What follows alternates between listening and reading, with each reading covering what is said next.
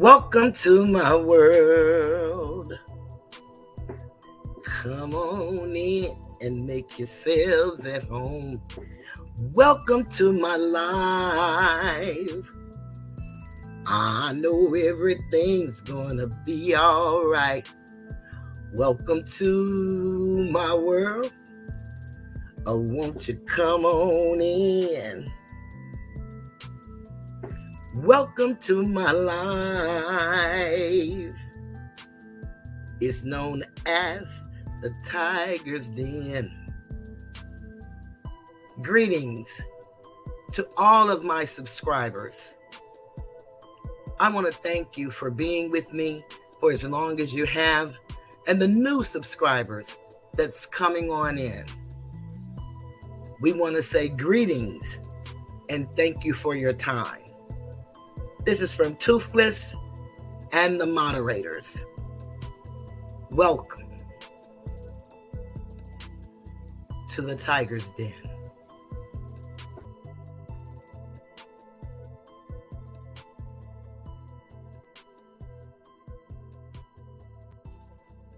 Greetings and welcome to the Tiger's Den. This is the voice of Cheryl, and I am Toothless Tiger.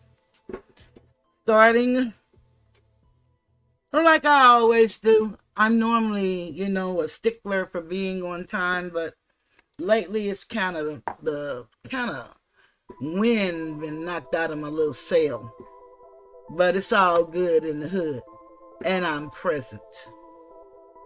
So what I wanted to do was a part 2, because there were some things I wanted to discuss on last evening that we were alive, or should I say just live, because we're all alive.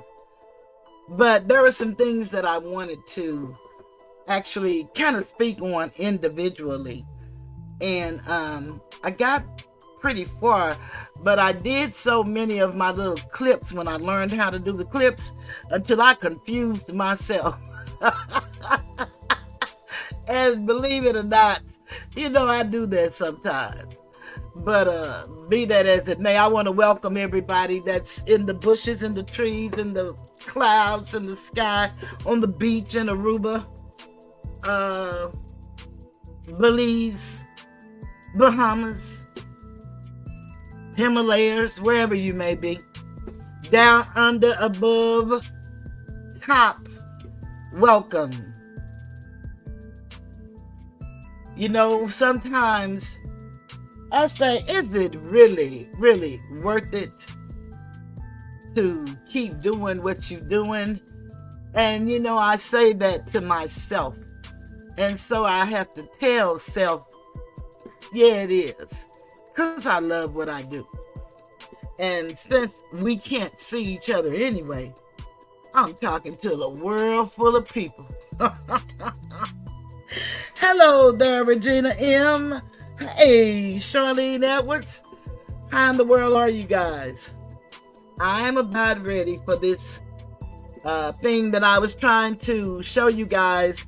I kind of want to show the corruption of the, the police officers. And we do know that police can be, some of them, corrupt. And we would love to believe that they all have honor and integrity. But we know that's not true because we see so many of us being, just shot down like animals. So we know that that's not true of all police.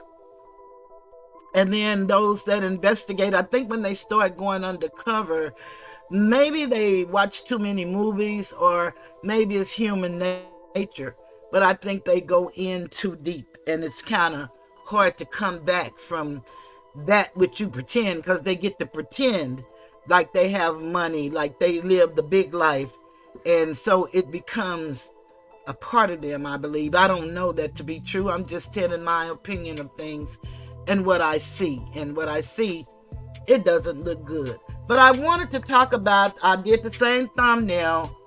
I wanted to talk about the people that I have listed in the thumbnail. And I want to talk about how Adrian Love, I showed y'all the video of her wanting to be DA, and she ran for DA in the same time period as Fani ran. And they both ran on gangs. They're going to get rid of the gangs, but they're still having shootings every other day in Atlanta, 2 and 3 at a time, even 3 officers, I believe. So I don't know. Sometimes I think the system do some of these things just to put the fear in the people, because we here in this country love to rule by fear. Now, everybody say they don't fear no one but God, but I'm telling you, they're lying unless they know who God really is. And so I kind of want to share with you who God could be to some people. Not to all. So, you don't have to blow your top, and you don't have to, question or argue me down. You research for yourself and come to your own conclusion. But a lot of things that we're taught as Asiatic people, some are the people that they call black, some are Indian, some colored, Negro, all of us are the same. But we people have been separated from our culture and our history physically. And then they changed the calendars and time, giving us minutes, hours, seconds, when time is done on a cycle. And if we understood that, then perhaps we would understand us better, and we could get back in harmony with who we are and nature, and we could do some things a little bit differently. Well, we're a long way from that, but it's not impossible. Love conquers all. And it starts with self-love. Self-love comes with knowing who you are. And if you don't know who you are, chances are great you don't love yourself. You may have a feeling for yourself, and you may even, believe it or not, lust after what you think you are. But love covers a multitude of faults. It fainteth not. Doesn't demand its own way. Love gives. It flows. It flows. That's what love is.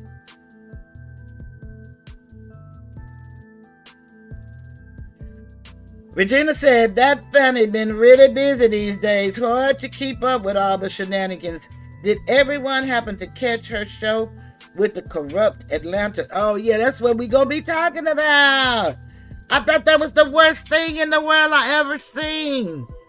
And that's why I want to give everybody the definition of God before we get started. Because, see, these people keep talking about God, God, God, and we know not who they call upon. But I learned of a God, and I truly believe it's the one that they call upon. Now, I haven't purchased this book yet, but trust me, I will be purchasing it soon. Oh, I think I said purchasing it. I will be purchasing it soon when I got to pay down some of these bills because I don't really have it. But I was glad to see the book. And anybody want to purchase it, you can get it at Amazon. But I want to tell y'all a little bit about this God that these people be talking about they're serving. And they're doing God's work. Okay, first you got to know who they're calling God. A lot of things with the government is acronyms. So whereas you may see it as a word, they see it as an acronym, and it stands for something. So with them, God, G-O-D.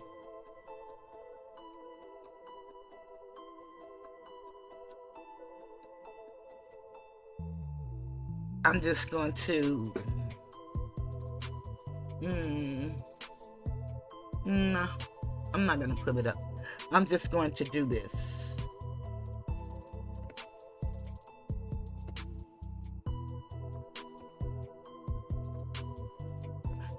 I like this music because it's, it reminds me of Spooky and, the Monsters or the Addams Family or somebody like that. I like this music for this kind of stuff because these people are horrible. But the group of faith leaders endorsed Fani Willis in Fulton DA race. And then they have the full press. We're just going to look at some of it because, the judge gave her, he did not give her an order, but he did tell her that it would be kind of good for her if she would not continue to cause division as she panders to these churches. And what I really wished our people would wake up and see that this stuff only becomes important at times like these.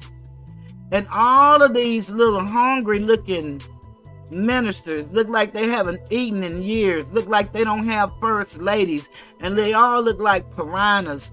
And she just looked like the ham bone that's in the water. And it's really sad to see her flirting with each and every one of them on that stage, and all of them old men trying to reminisce. It's really sad to see. And that's what my eyes saw. Your eyes could have seen something totally different. It's just like beauty. Whatever we see is in the eye of the beholder and left up to your interpretation. And they always say if you don't have anything good to say, then don't say anything at all. But sometimes we need to talk about the ugly. You see, because people pretend that God didn't make ugly the God that they say that they serve. We got to first, again, know who God is. So who is and what is God? God, G-O-D, the Governmental Ordnance Department. And this young man wrote a book about it. And you can buy it at Amazon. This book warns us of the dangers ahead, otherwise known as the New World Order, in a world where you are either the predator or the prey. From slavery, and that word is mind control. That's what goes on there.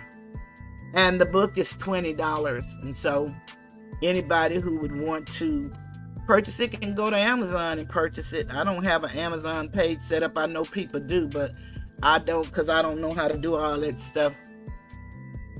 So I can just share the little stuff that I do know. And if anybody is interested, I read about the Government Ordnance Department way before I knew of this book, but it was good to see that, because God also, for those people, stands for gold, oil, and drugs. Those are the things that we go into countries and take, that we can't talk about, but we live in a free society, America, where we're supposed to have freedom of speech. Unfortunately, it's according to what you're speaking, because you will be censored and you won't be able to say what you believe. It has nothing to do with anybody else. If you research and you continue to grow, you will continue to find the things that you seek.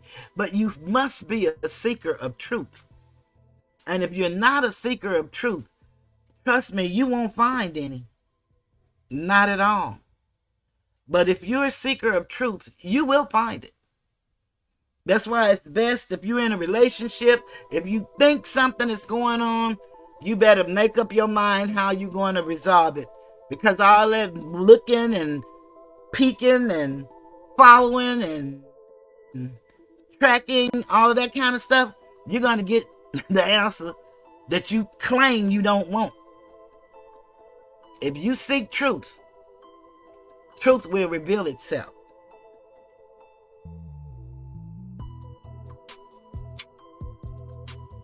All righty now, Regina. You've entered the tiger's den. And that is sure enough truth. I love it. Those clergymen are birds of a feather. Click. Philanthropist, corrupt, etc. Yes, Charlene. So very true. Especially like Jamal. And they must be forgetting that, at one point in time, at some point in time, most of us have read the book.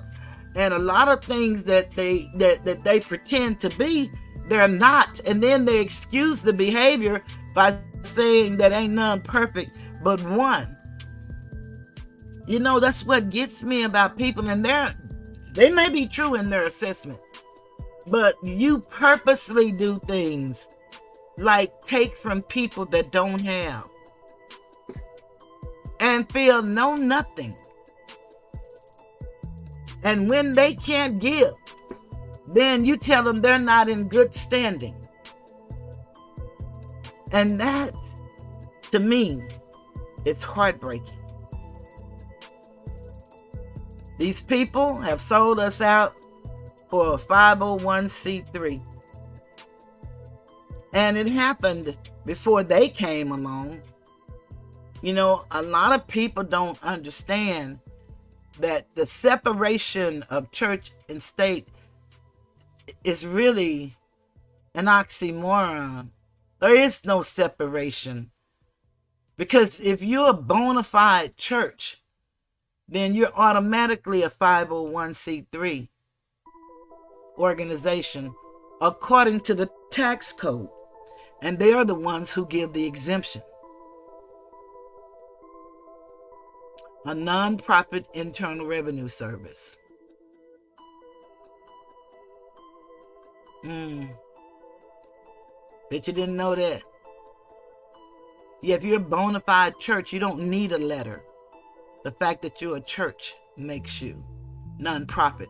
I don't know if y'all recall, if anybody that I know, Regina and Charlene, I know you know too. I don't know if anybody that's listening in the bushes, but in case you know, I'm just going to refresh your memories. And that is when Johnson was senator and he was talking with, our great clergy. And they always claim we have the black clergy. Now, we supposed to have one God, one Savior, but we got to have all these different ethnicities to serve him. We can't serve as one. Amazing.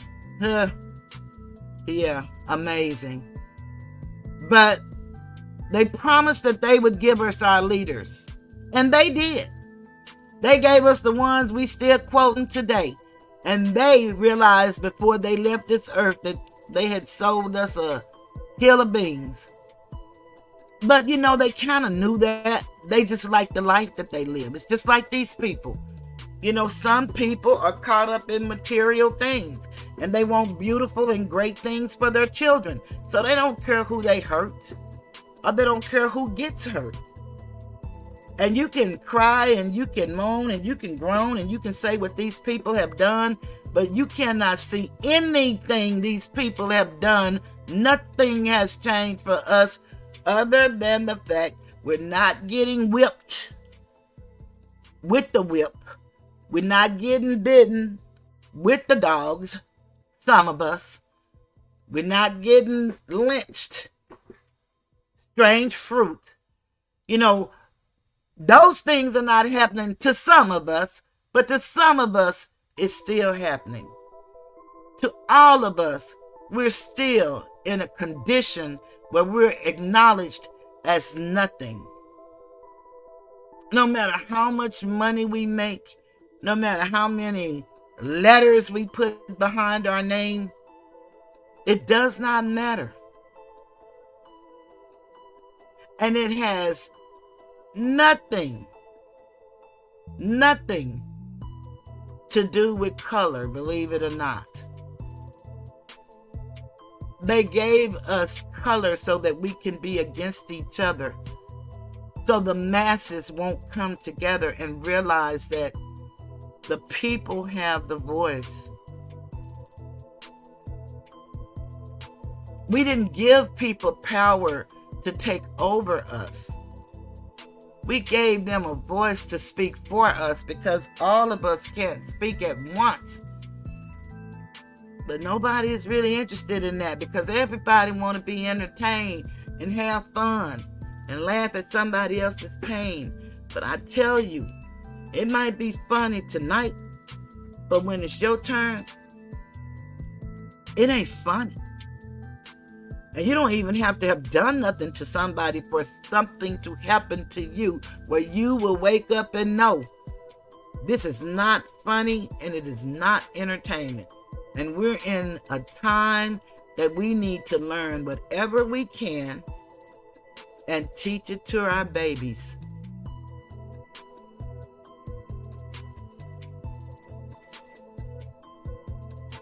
Truth will make you free. It might not set you free, but it will definitely make you free. Because the greatest prison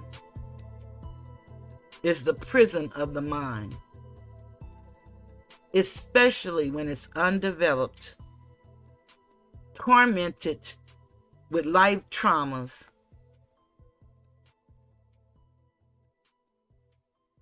and have nothing to think about.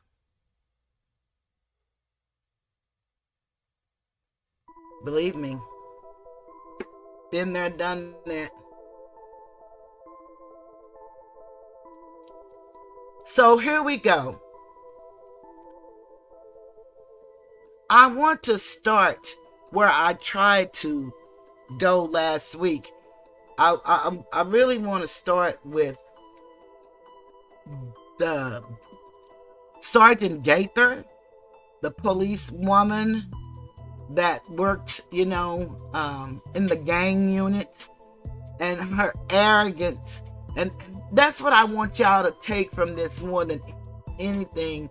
And we know that, she was the state's witness, and she thinks she's still a part of the elite class because she works security for a big NBA franchise. But, you're here today and gone tomorrow. It doesn't take much for you to be gone.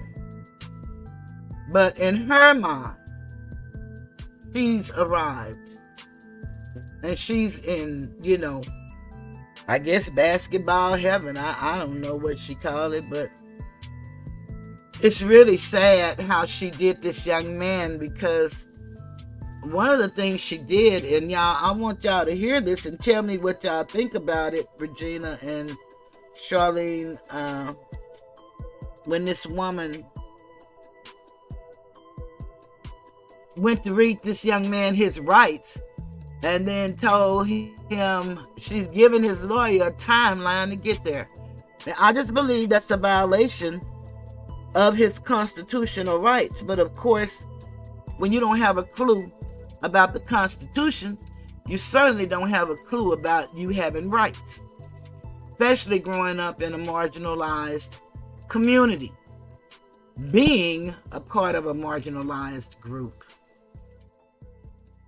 So I'm sorry, people, I just can't give y'all what you want. I just have to give it to you the way I know to give it to you. And the way I know to give it is to try to leave you with something other than, boy, that's a shame. Man, what we gonna do? I put up in the chat earlier, I don't know if you can see it, but I put a link in there if anybody is displeased with how Judge Glanville is doing. I put a link where you can file a complaint against the judge.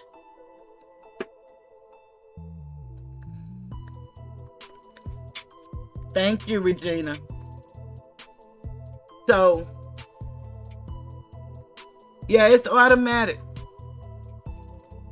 Ain't nothing you can do about it. So, for you to believe that the church and the state is separate, then you have to be a little bit, unlearned for you to believe that. Because when you get government funding, it's one of the problems that Fani is facing while she's with the clergy and talking about no greater men can protect her than these. And then she was at some dinner the other night talking about the South Fulton police, how they really, really took care of her. But we just read articles and they didn't refute it. Well, they said they don't have no records. They've tried with open records, and there have been no records to show any phone calls to those people. So if they were doing that, they were doing that on their own. And she was paying them, I guess, with some of that cash she had stashed at the house. Professor Nez called her Cash Money G. And people, think that he's being, he said, racist. Well, no, he gave the formula where he got that from, because she said she has cash. And then she said if they asked her for $1,000, she just give them a G. So he came up with Cash Money G, which was really good, I think. It's really funny. So that's where that comes from. Although he does make some questionable statements, but I let him pass because I know life is based on hegemony. It has nothing to do with what they taught us. And unfortunately, it's embedded in in all of us. So it's very hard for any of us to just let go of the craziness that has been fed to us as individuals and as a group. But I wanted to go to where I want to go.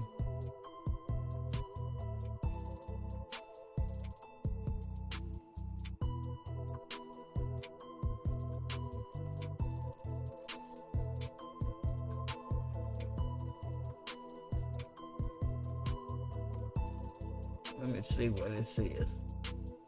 One of the things we got to do is they taught us a lot about, the executive branch, which is the president, and they really have us believe that the president is actually elected. And unfortunately, we can just know from the Electoral College that's not true. The president is selected. And if you ever need a reminder of how that works, is just go back to Bush v. Gore.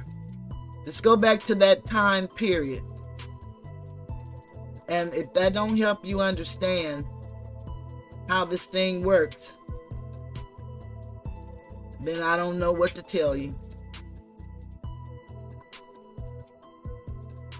I'm looking for my little clips. I just seen them down here and there. They're gone. So y'all give me a minute. Let me put them on down. I know they right here somewhere. That ain't it.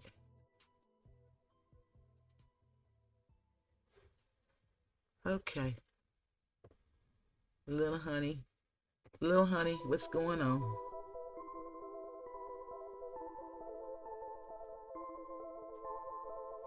Here they are. Okay, y'all. Here we go. Now, remember, I was trying to find when, I'm going to let y'all hear this lady, because I had it all these different ways where she was trying to say what she said. But I couldn't find the one that I wanted to play so y'all could hear what he actually said. And I found it. And so I want to play what he actually said first. Let's play that.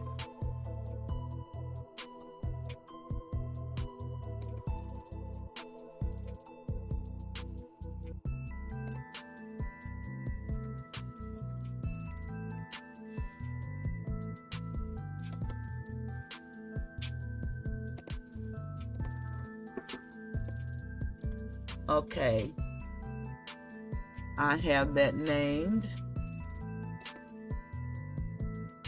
Okay, they're covering up. Here we go.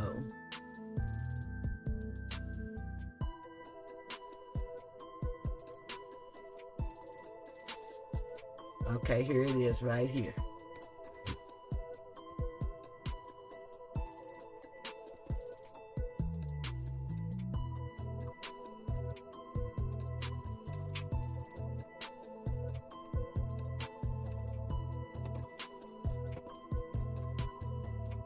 And under the fair use, we're going to be using a few videos.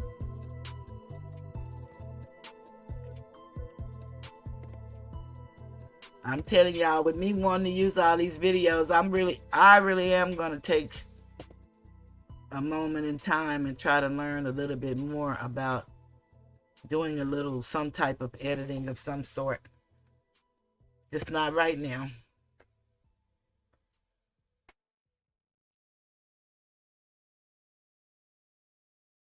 Yep. Answer this.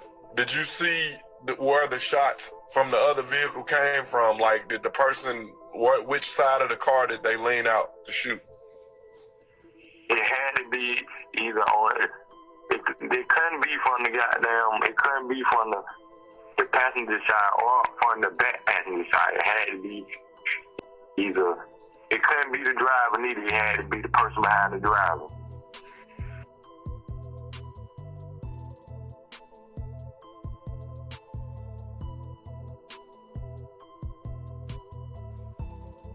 Thank you. From your investigation, Walter Murphy was sitting in the passenger side, correct? Best of my recollection, yes. Okay, and you just heard D'Angelo White, that was D'Angelo White's statement, correct? Yes. And he said it couldn't be the passenger side. It could not be the passenger side, correct? I did not say it was the passenger side that the vehicle was shot. I said the passenger. He stated the shots came from the driver's side. I stated it could not have been the passenger's.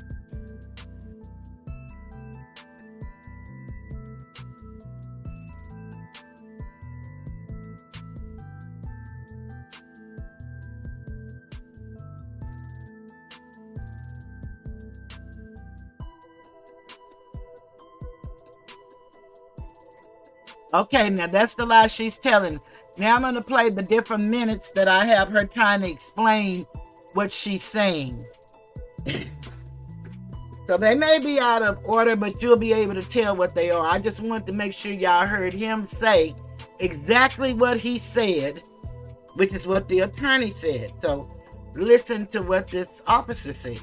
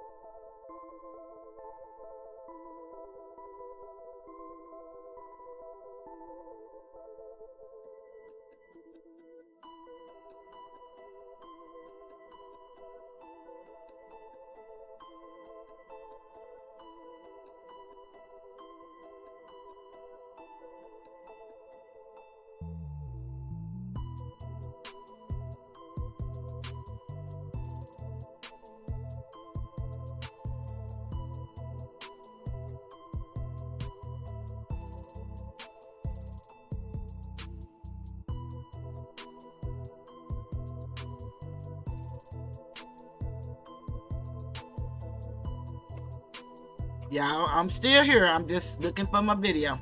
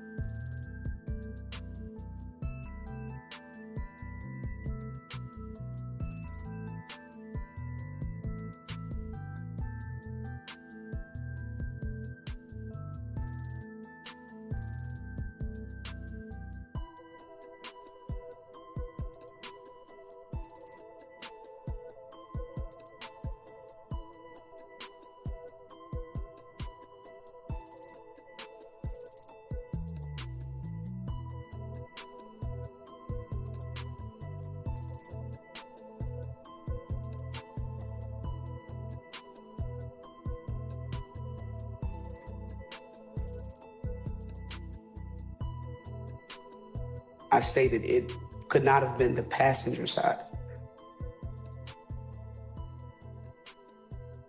It had to be the passenger, not the passenger side of the vehicle, is what I stated.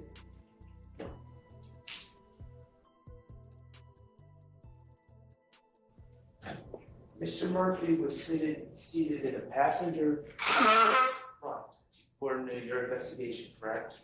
And also according to Mr. Murphy, yes. And Mr. White just said on tape, it couldn't have come from the passenger side, correct? If you go to his interview inside our vehicle, he also stated he did not believe it was the driver. It came from the driver's side, but he did not believe that it was the actual driver. Okay. It was someone from the passenger. Sir, are you going to let me answer? Yes. Okay, he stated he did not believe it was the driver because he didn't think the driver could drive and shoot a gun.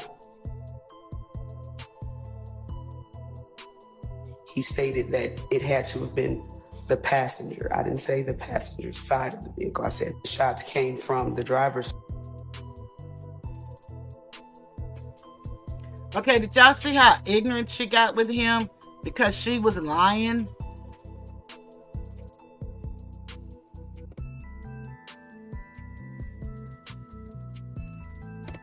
We're going to listen to her tell this lie 2 or 3 different ways and then I'm going to play what he said again.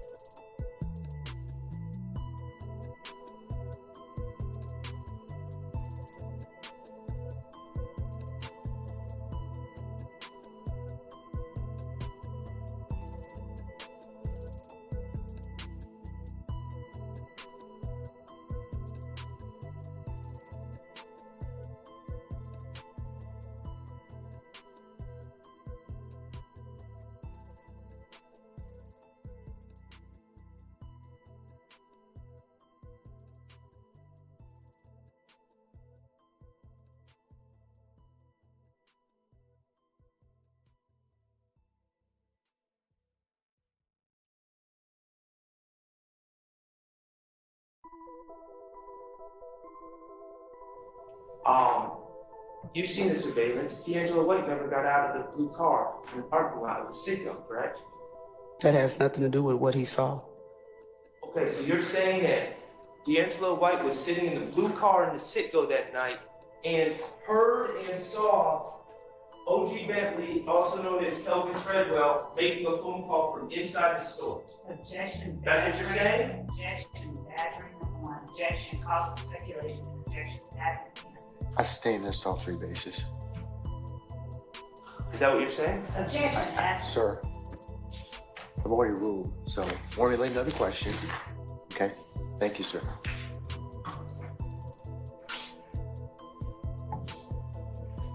Who's talking?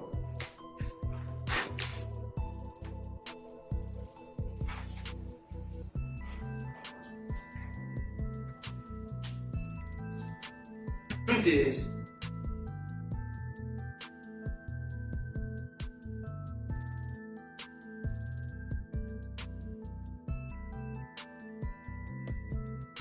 That's when she lied and said that the man seen this guy on the phone because she wrote down that this guy ordered this event that happened that night.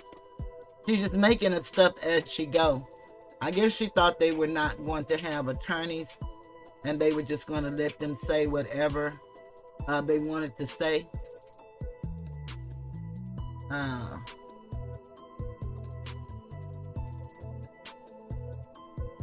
I have this one where she was belligerent and out of order.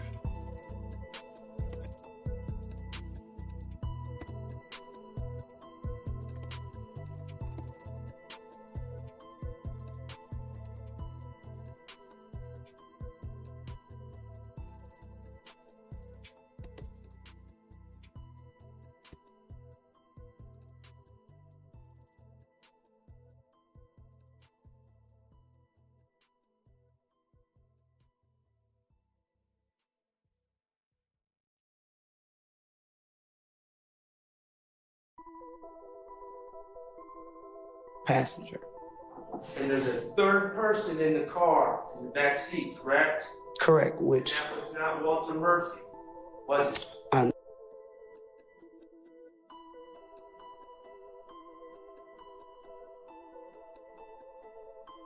no, I don't believe so. Okay, and somehow that statement has become you writing down that he identified Walter Murphy as the shooter. And somehow you're trying to get away from the fact that YSL, members of YSL shot this boy in the head. Whether it's a report.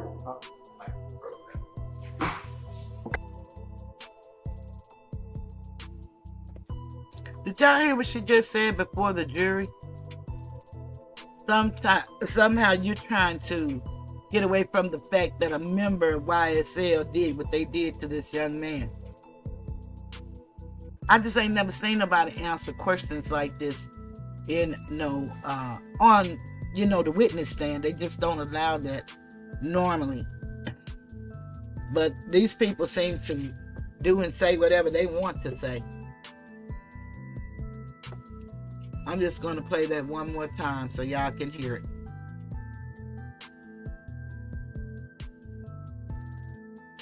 Okay. Like me to step out, sir?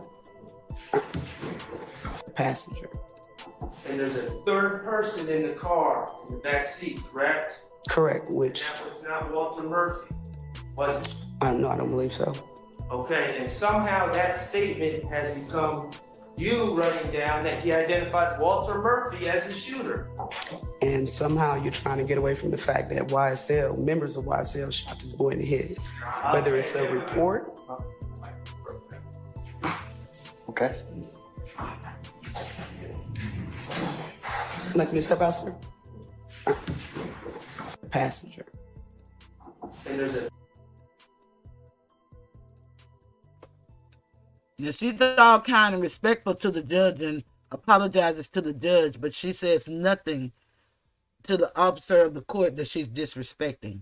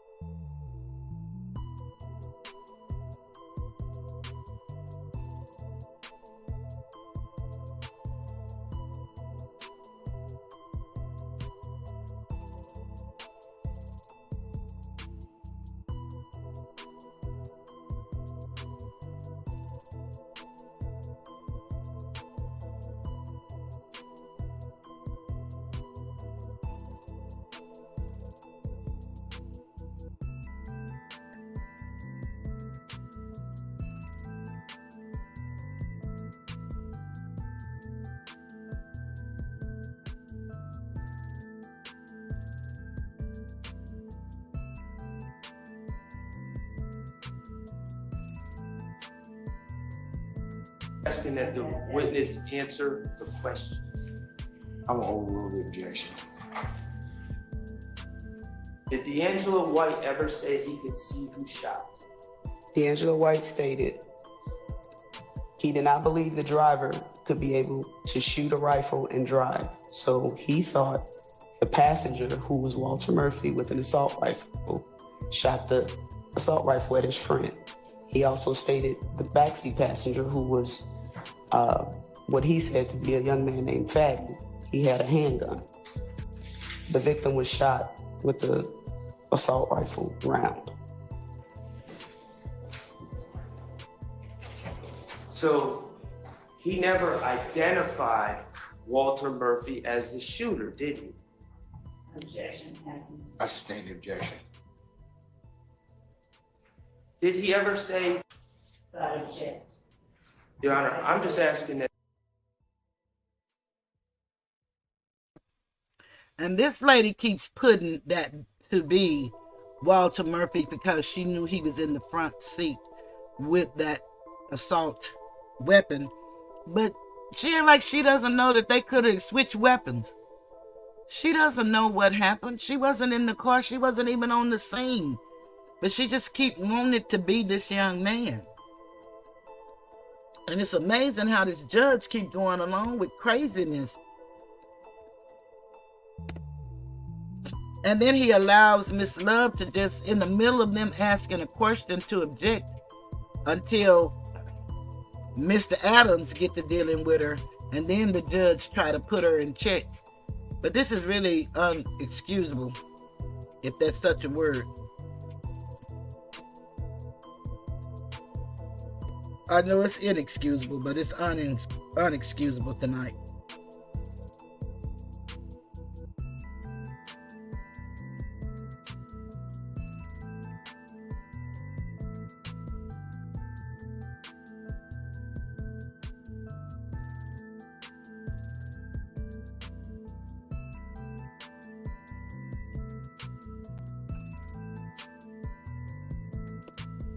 And listen to this question here. This is just really uncalled for.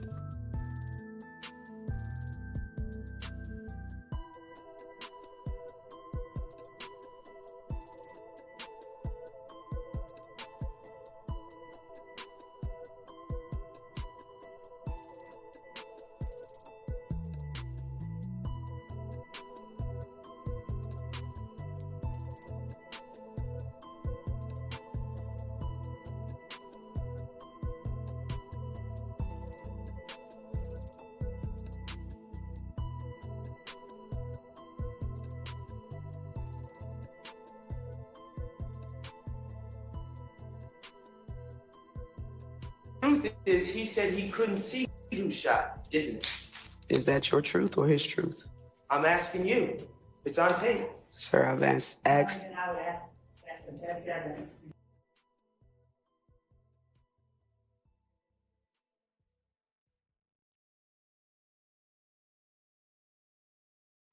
shown to the jury since Mr. Sharp's representing the tape. Well, could you Sir, I just answered that. I stand the question. He said it wasn't the driver. Objection, ask the answer. I stand the question, sir.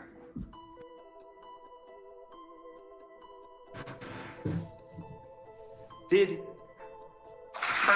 D'Angelo White ever say, I saw DK, or I saw Walter Murphy, or I saw the person in this photo shoot at the car I was in? Sir, I just answered what D'Angelo White stated his remembrance of events were.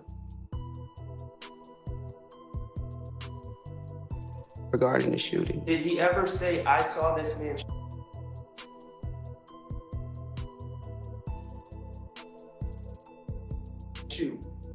Your Honor, I'm going to object, ask the answer. I stand the objection. The truth is, he said he couldn't see who shot, isn't it? Is that your truth or his truth? I'm asking you. It's on tape. Sir, I've asked. And I would ask that the best evidence be shown to the jury since Mr. Sharp's representing the tape. Well, could he?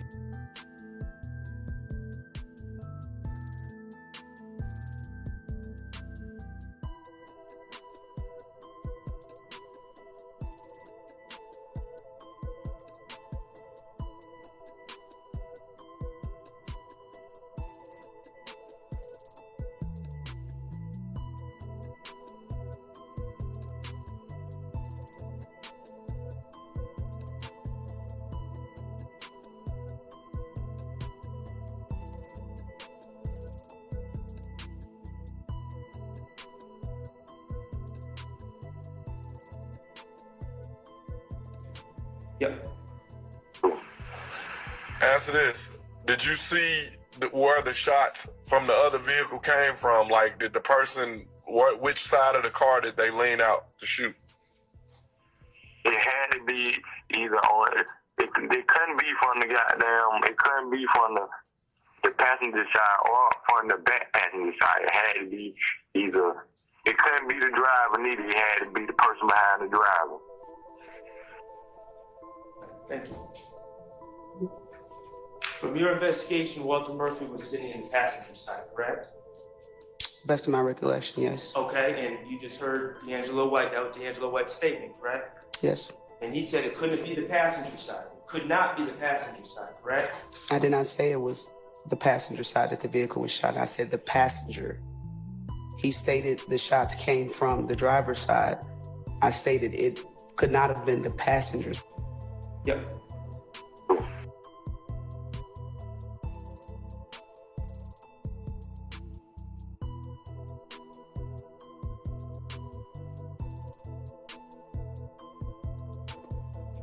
You could be no more clear than what that man said. She's just lying because he never said the passenger. He said the person behind the driver.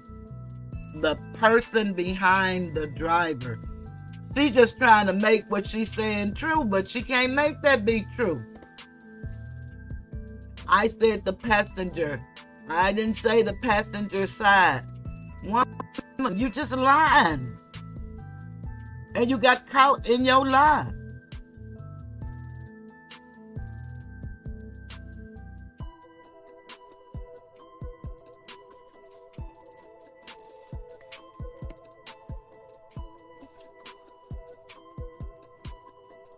Okay, now we're going to go back to where I believe where he's asking the question about inside the store.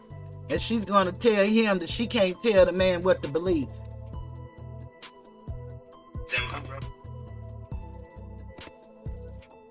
I mean, her whole attitude with him was just real nasty. I think she think her name Janet Jackson.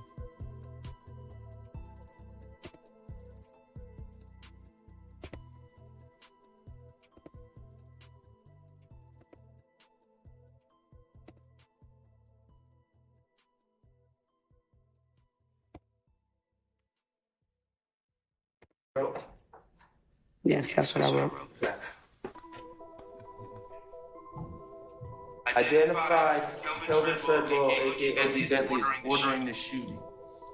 Did he say he saw Kelvin Treadwell, O.G. Bentley order the shooting? He stated that O.G. Bentley was on the phone making a call, and what he believed was calling Walter Murphy and Demise McMillan. He didn't say those persons' names. Did he say he saw that with his own eyes? O.G. Bentley on the phone? He heard that? I'm telling you what he told me, that he believed O.G. Bentley, the person he didn't know was Kelvin Treadwell, but it's O.G. Bentley, made the call. He believed. I can't tell you him what not to believe. That was his thoughts. That's what he stated. He said he saw or heard. The truth is, you've seen this that we wrote. Yes.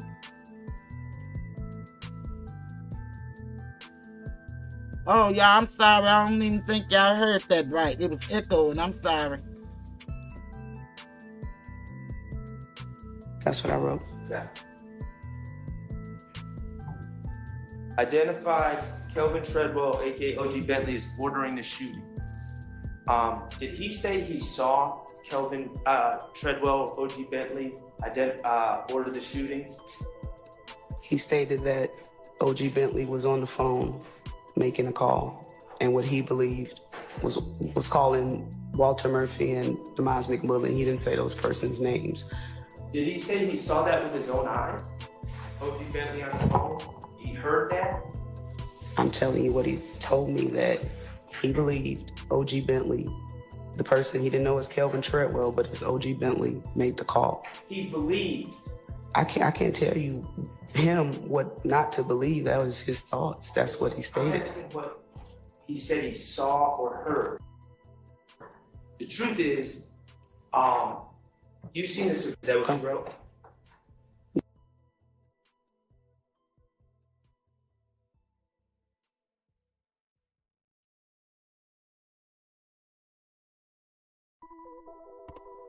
No, Regina, I mean Janet. Miss Nasty, if you're nasty.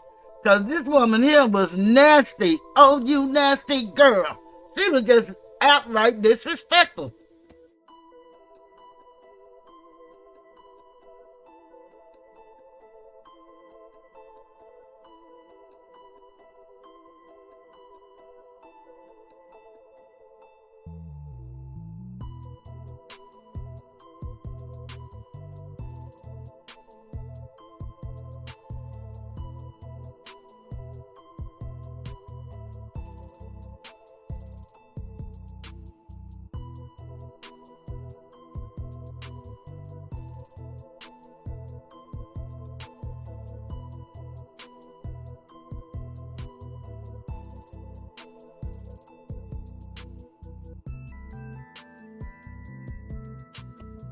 Okay, now this is when he's going to ask her about going to McDonald's and who does she speak with, and we're going to see where they lied again.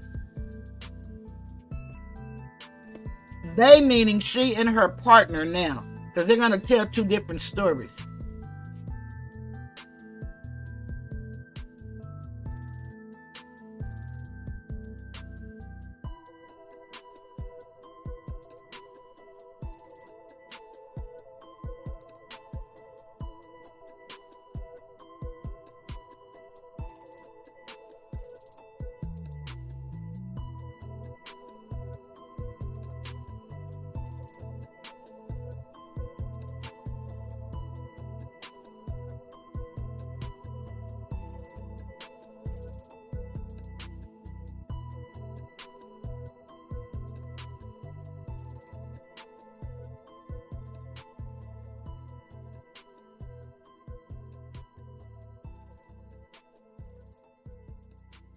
Speak to at the McDonald's. What was their name?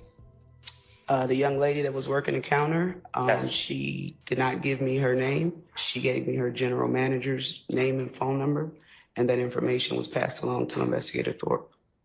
And what was the name? I don't have it. I gave it to them.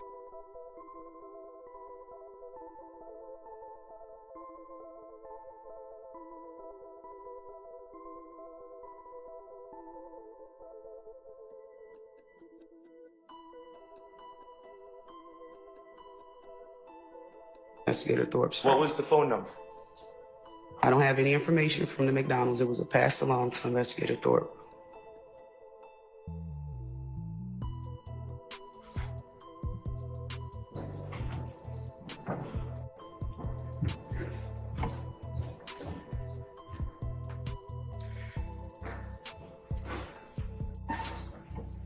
I have no further questions. Thank you. All right, sir. Mr.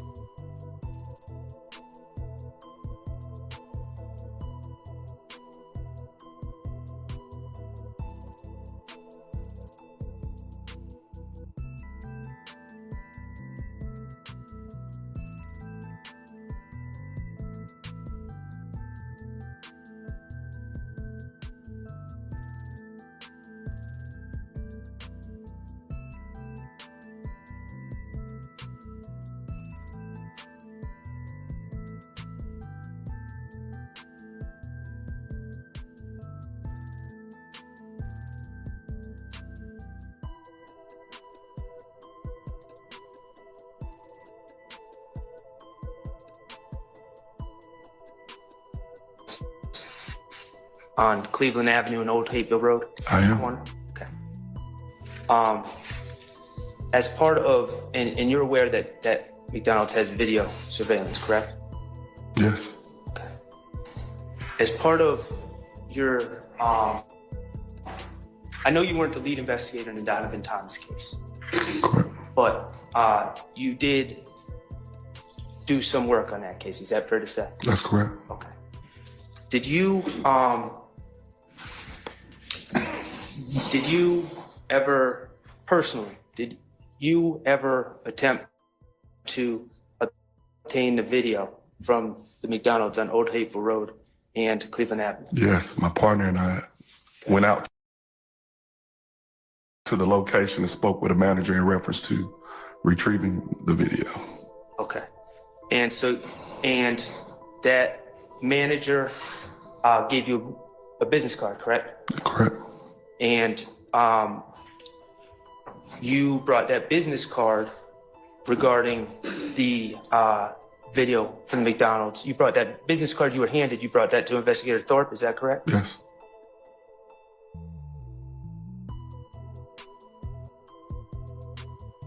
Okay. Did you ever, and I know you weren't the lead investigator, did you ever, we talked about Teague. Teague is a specialist who works in Homeland Security, correct? Correct. And he's a specialist in obtaining videos Correct. from businesses, correct? Correct. Okay. Did you ever consult or ask Investigator Teague to follow up and obtain the video from the McDonald's? Not to my knowledge, no. Are you aware of anyone involved in that investigation contacting Investigator Teague to obtain the video from the McDonald's? I don't know every step that another. And that's fair. Just to your knowledge, are you aware of anyone doing I'm that? not. Okay, great. Last thing, that same green store that we talked about earlier, you're aware that that green store also has surveillance, correct? Not aware. I've never been inside. Okay. As part of the investigation of January 10, 2015, did you ever make any attempts? Again, I know you're not the lead investigator, but did you make any attempts to obtain video surveillance from the green store on Glen Street? Not to my knowledge, but I believe we spoke with the young lady that told us who the intended target of the shooting was. I'm not speaking about the time that someone tried to kill my client. I'm speaking about January 10, 2015. You mean from the green store? Yes. Why would we go to the green store? Well, I'm not allowed to. This is something new to me. Please Okay. tell me. Well, I'm not allowed to testify, so I'm just going to ask you the question. Okay. Did you go to the green store to obtain any surveillance? No. This is the first thing I've heard of the green store involved with Donovan Thomas's murder. Okay. And are you Are you aware of anyone in that investigation going to the Green store to obtain video surveillance? Objection, Your Honor, you just said this first. I stand the objection. Okay, that's fine.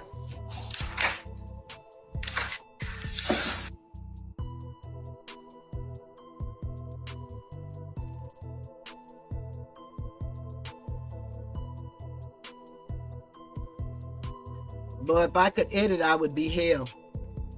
I'm not lying, because I would have this all together for y'all. Unfortunately,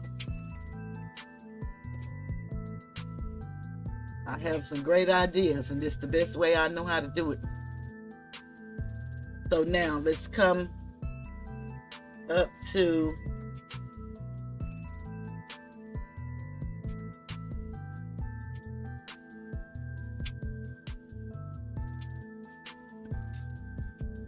now I'm going to come up to when D'Angelo White was brought up from prison and the prosecutor was asking him some questions.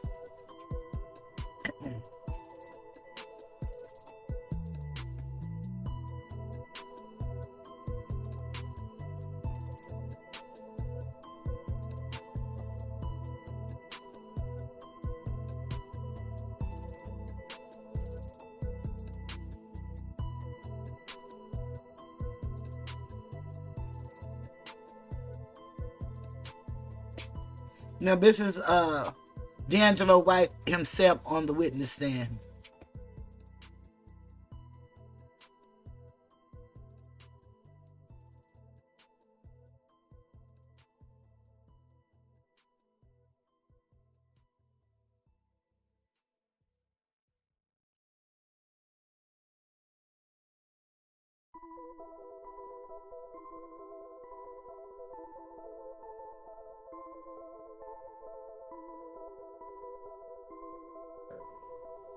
Detective Dennis asked you if you saw which side of the car the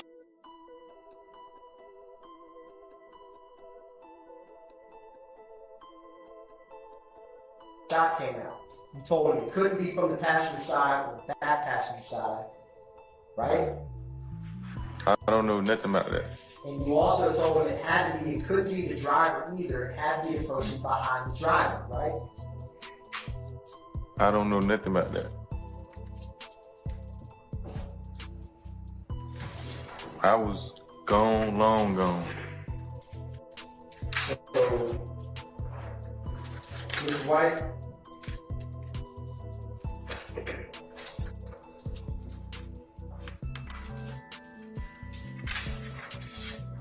There.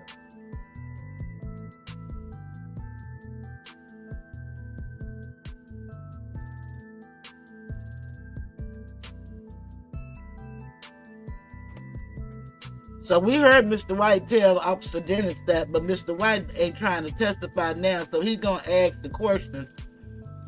And I don't know if everybody's had an opportunity to hear it, but it was so funny when he asked this question in the courtroom.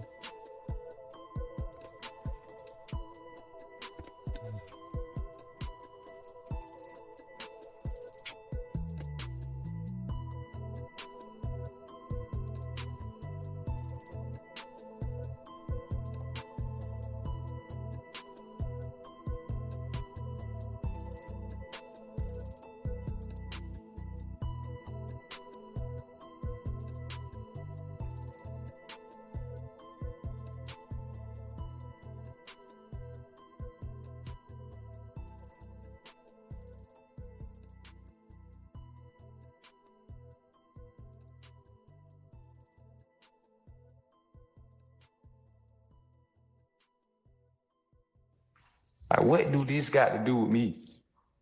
Ms. White, I'm just asking. Like, what do this got to do with me?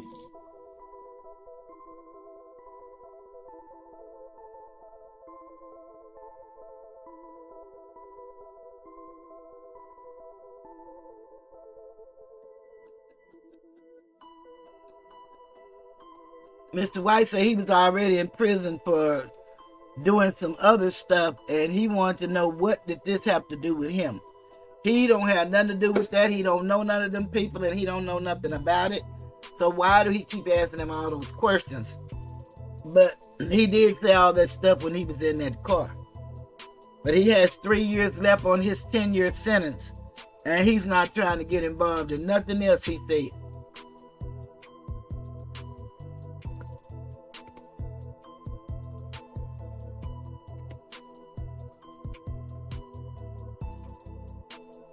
So now I want y'all to hear this woman as she began to question DK, the one that she want to and named as the person who did the shooting, even though she did not have this.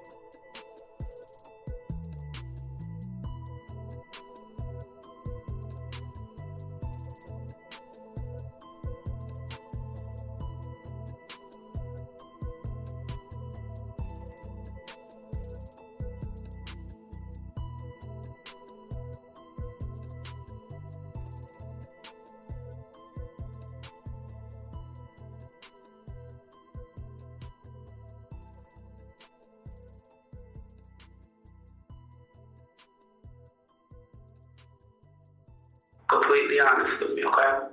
I ain't pull it together for a minute. I want to advise you your rights. Okay. Do you know you had a right to remain silent? Do you know that any statement you may be used against you in a court of law? Do you know that you have the right to have an attorney present with you before you make a statement? That if you do not have enough money to employ an attorney, you have the right to have one appointed to you. Yeah. I have a lawyer, so I can calm down. If he can get here in a reasonable amount of time, like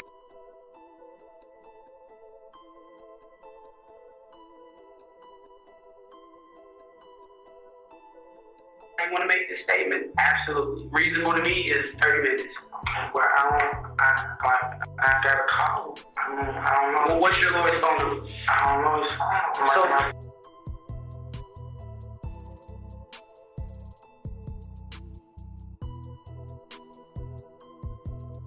My baby mom. What? I see what my baby mom got it on phone. Okay, do you want? I just went to court. I went to court for my open case. I went to court for my open case and for my lawsuit. And both of my lawyers for my lawsuit.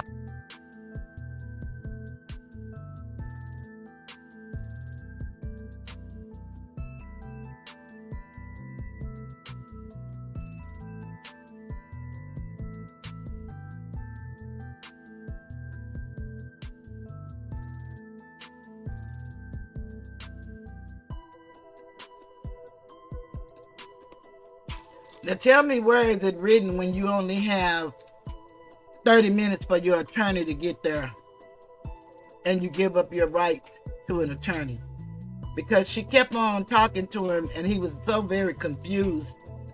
He had told her that he was under the influence, but she continued to go on and ask him questions. To me, I don't even see how they could take this, supposedly what he was saying to her, any of that conversation. But one of his attorneys turned out to be one of Fani Willis's mentees. So that's his big sis, he says. So he didn't have this young man's best interest at heart from the beginning. But let's listen to the other portion where she told them, when he was saying that he was high and everything, they said that no, he never said any of that. And he wasn't under the influence of anything. But she told him she was going to give him a chance to sober up. So this is really unfortunate for him.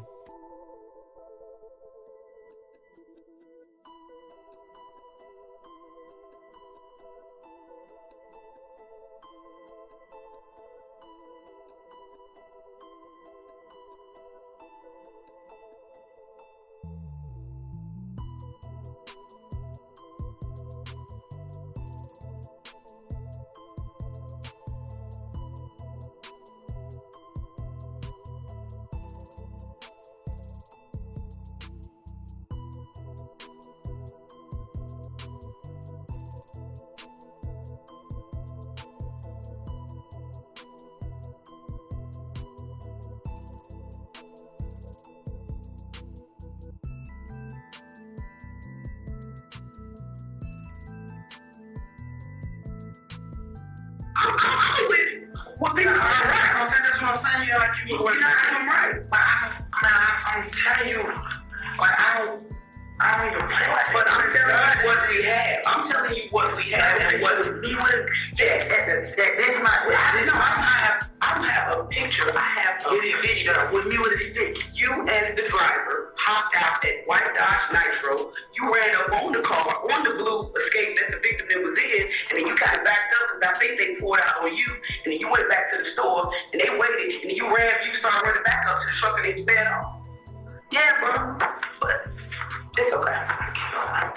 That's okay. I can't remember this. And it's not pressure to be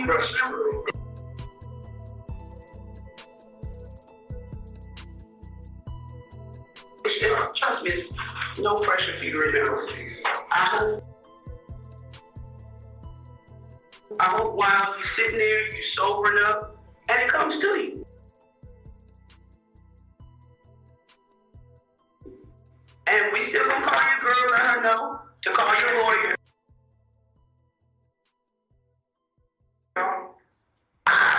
What?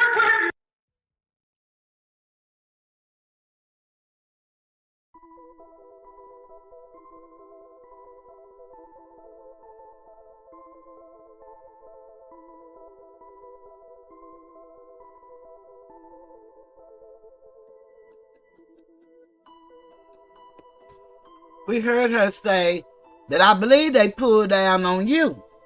But she in the courtroom talking about they ain't asked about no guns and they don't know nothing about no guns. They just know about the victims. So they weren't even interested in no guns. Why? And then, not only did she do that, she told them that maybe he'll sober up. Now, in most instances, when you're under the influence, then people say you're not accountable for whatever you do or say. That's what they tell us. But they're going to hold these kids to the mat. And I'm just calling them kids because these were young adults in their 18s and 19s and 20s at during this time when all of this was going on. Unbelievable.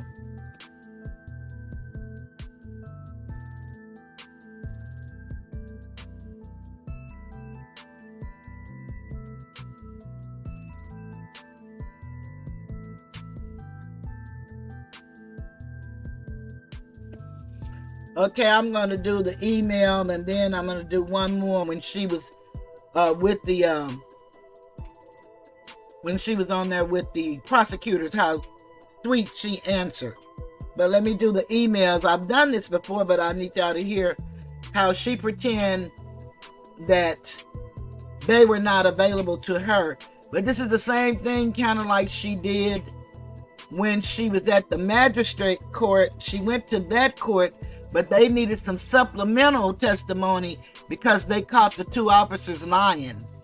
And she never showed up. And of course, the proceedings just went on. Who cares about these young men?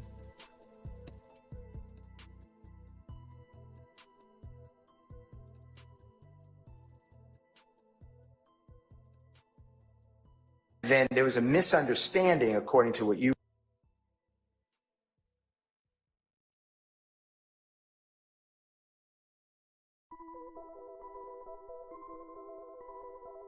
wrote about when we were supposed to originally speak. It was supposed to be early in the morning. You thought, and I thought it was at 2 o'clock. You remember that? No, it definitely wasn't a misunderstanding. I stated clear in this email the time that I was available. So it wasn't a misunderstanding on my behalf. And read what you wrote to me, if you don't mind. Detective Gaither, I hope that all is well always. Please advise whether you have any availability to meet with Attorney Brian Steele via Zoom between now and 2 p.m. If yes, I will send you a Zoom link in Stanter. We look forward to hearing from you. Happy holidays, sincerely, and that's my coworker. And then you responded, good afternoon. As I stated to Seth Brown, he's the gentleman who's seated right here, pointed to, correct, with the prosecution. Okay.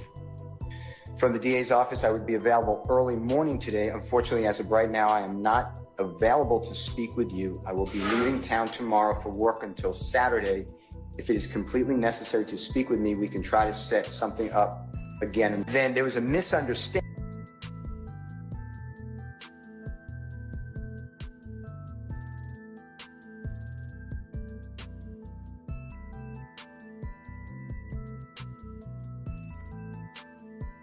and another time. And I wrote to you,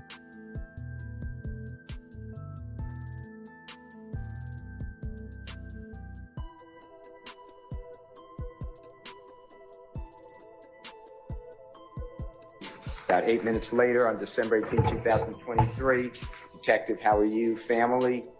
With question marks, we were instructed that you would be available today from 9 to 5. Please designate the day and time best for you to schedule to, best for your schedule to speak. Thank you so much. Happy holidays.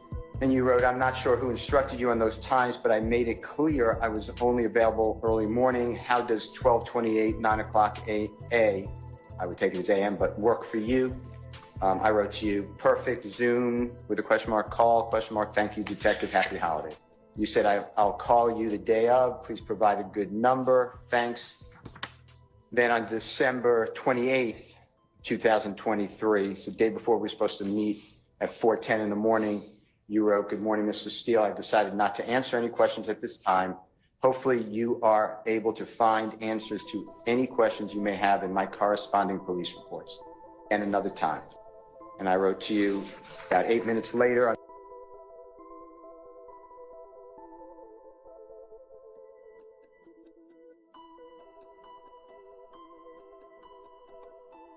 So she said to him, her police reports, he should get the information. But when they asked about the police reports, she said that she doesn't have any reports because she left, the system 4 years ago and she wasn't allowed to keep the reports. But the DA has some reports and they didn't turn it over to the defense, which are Brady violations. These people have so many violations, it's not even real. And this judge is just horrible. So now, we done heard all of that. I was going to show her in Love interaction. Not that important. I really can't even stand Love's voice. So let's move on to another subject. Give me 1 second.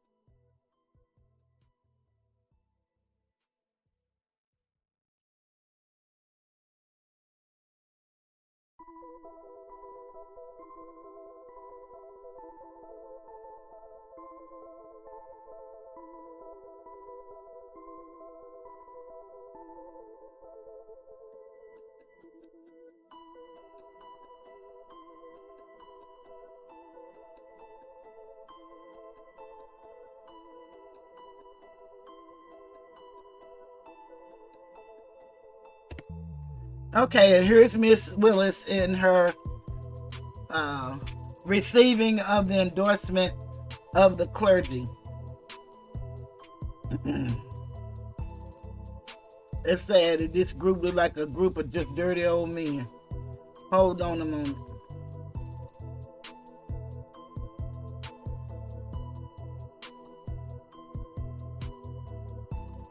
Morning. I am so humble today. There is not an endorsement I would seek more than the one that you just heard.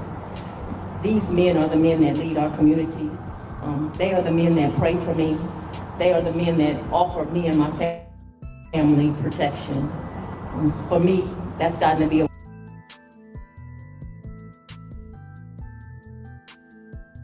real thing in the last 4 years. I am just a human being, and there are days where I feel very low or very afraid for my children because I am still a mother, and I am a mother first. And when you have people that are evil and are willing to threaten your children, and I understand will back up those threats, that is a scary thing. And so people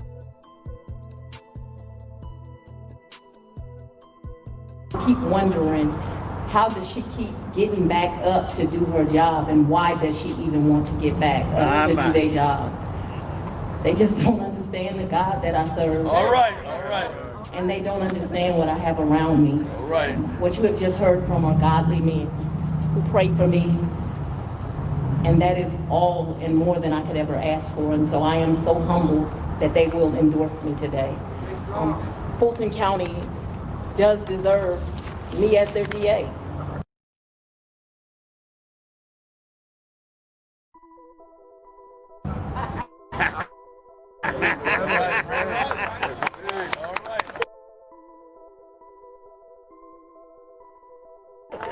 And I'm very, very honored to be here today with these religious leaders.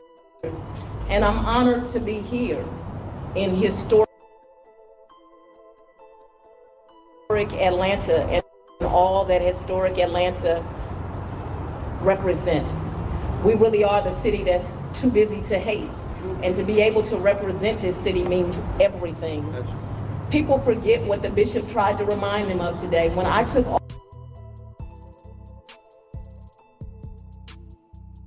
office, we were just leaving out of or in the middle of a pandemic. And our community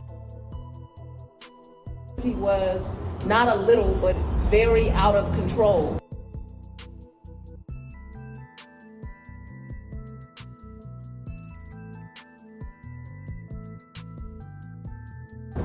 We had massive backlogs of cases. When I took office, there were 18,000 unindicted cases going back 7 years.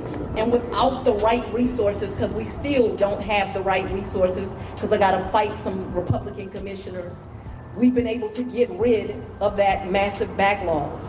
People don't remember that when I first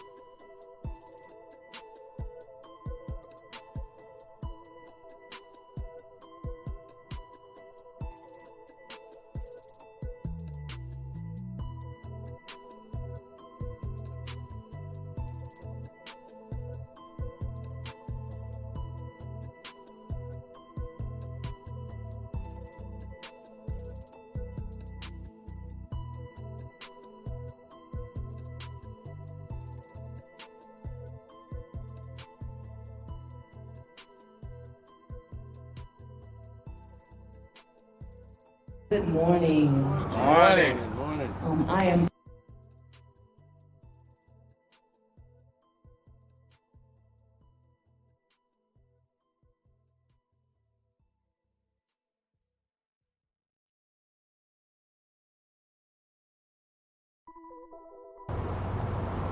I promised a balanced approach. And so I remember running for district attorney and talking to people like Bishop Jackson and talking to other religious leaders and to my strategists and saying, I think I'm nobody's DA. And they said, well, what do you mean? I said, I have these people that say there should be no jails and no prisons, but I've been a murder prosecutor. I have walked up too many nights and stepped over young men's bodies, or talk to the victims of child molestation and say doesn't deserve to be among the good people of this community because they don't mind creating harm. But then you have these other people that they are foolish as well. They think every single person needs to go to prison and there is no thing as second chances and restoring people. And so I don't believe in that either. There are people that absolutely deserve a second chance. All they need is a little job training. They need someone that believes in them. They need that record restricted so they can go on and be a productive member. And so I talked to Bishop Jackson and he said, no, we're religious leaders, but we know it's some evil out here. And they cannot be amongst our parishioners. But we also want you to give that kid that makes a mistake a second chance. And as long as that's what you do, we will back you. That's right. And they have been true to their word, because here I stand, and I have been true to mine, because that is the work that we have done. Today, we have the first program that runs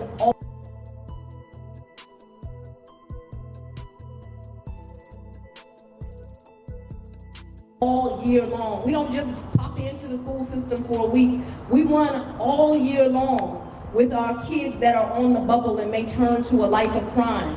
And we've been able to do that because parishioners and religious leaders and people from my office have come and volunteered, and we have poured into those children and told them we believe in them. But we've also shown them opportunities. And so we have the first system that is in the school system all year long. We have the first ever in Fulton County pre-indictment diversion program. It costs the participants nothing. Nothing. And they leave with job training and their records restricted. But we've also locked up a lot of folks that don't deserve to be walking amongst us. All right, all right. And so today I'm proud of the record I stand on.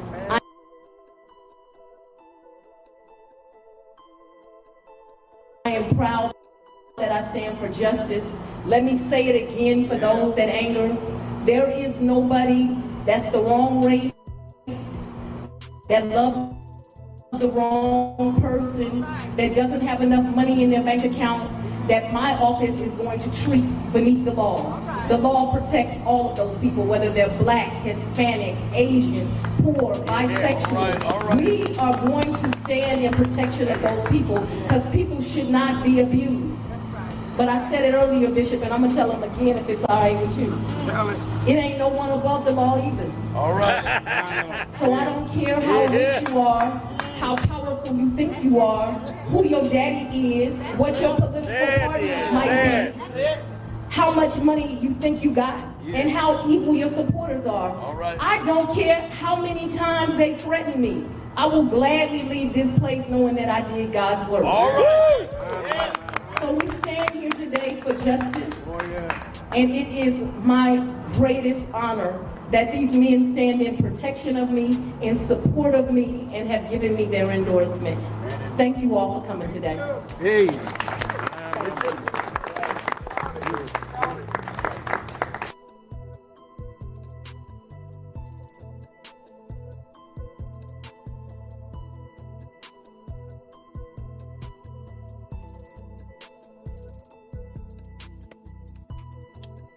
I just hope y'all remember who God is.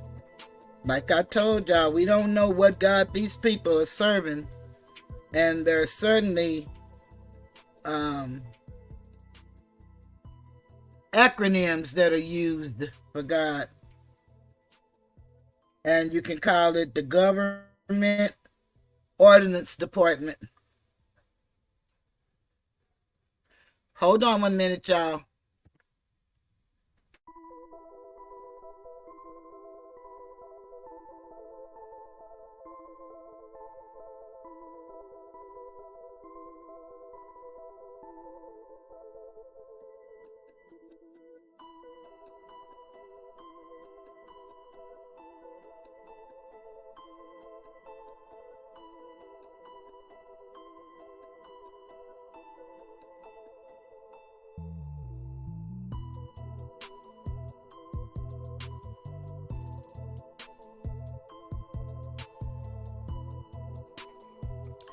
Okay, y'all.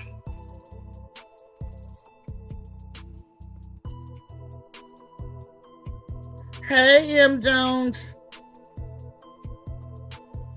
Okay, let me put on her testifying for a little bit so we can get to the committee, because I want y'all to hear what the committee is saying. And this, I want y'all to hear her and remind y'all how stupid she sounds.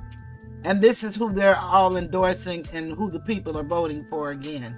I don't get it, but who am I? Hold on.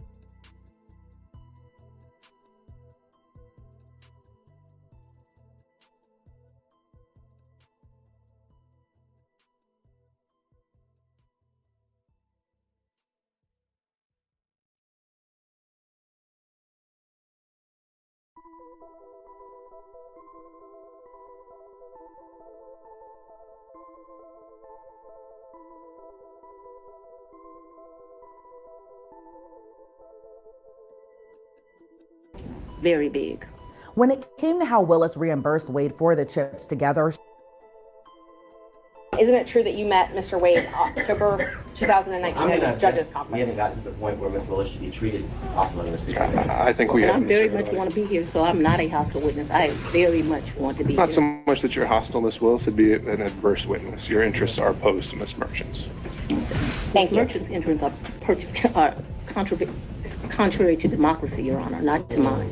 a Fulton County District Attorney in charge of criminally prosecuting former President Donald Trump for interference in the 2020 election shockingly took the stand during a hearing in the case. Fani Willis had sought to avoid testifying about the allegation she was in a romantic relationship with the special prosecutor she assigned to the Trump case. But in an about face, she stormed into the courtroom and she insisted that she testify. Please give me the time period. That Mr. Wade visited you at the place you laid your head.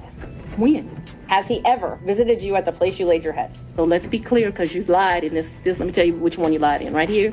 I think you lied right here. No. This is the truth, Judge. And it is a lie. It is a lie. Ms. Willis? You see. Mr. Sano, thank you. We're going to take 5 minutes. The Fulton County District Attorney made headlines when she brought RICO charges against the former president and more than a dozen of his campaign staff. In an extraordinary moment, Willis marched into the Atlanta courtroom while attorneys were arguing over whether she should be forced to testify. As she approached the prosecutor's table in court, she looked before the judge, and as the entire gallery watched, she uttered 4 simple words: "I'm ready to go."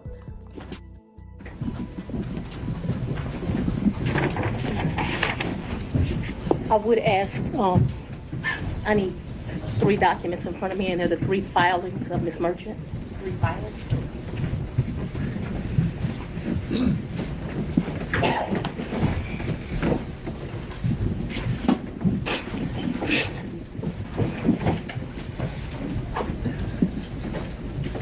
Does anyone have the 3 filings of Ms. Merchant? Does the court have the 3 filings of Ms. Merchant? When you say the filings, you mean like the pleadings? The pleadings, yes, Your Honor. Okay.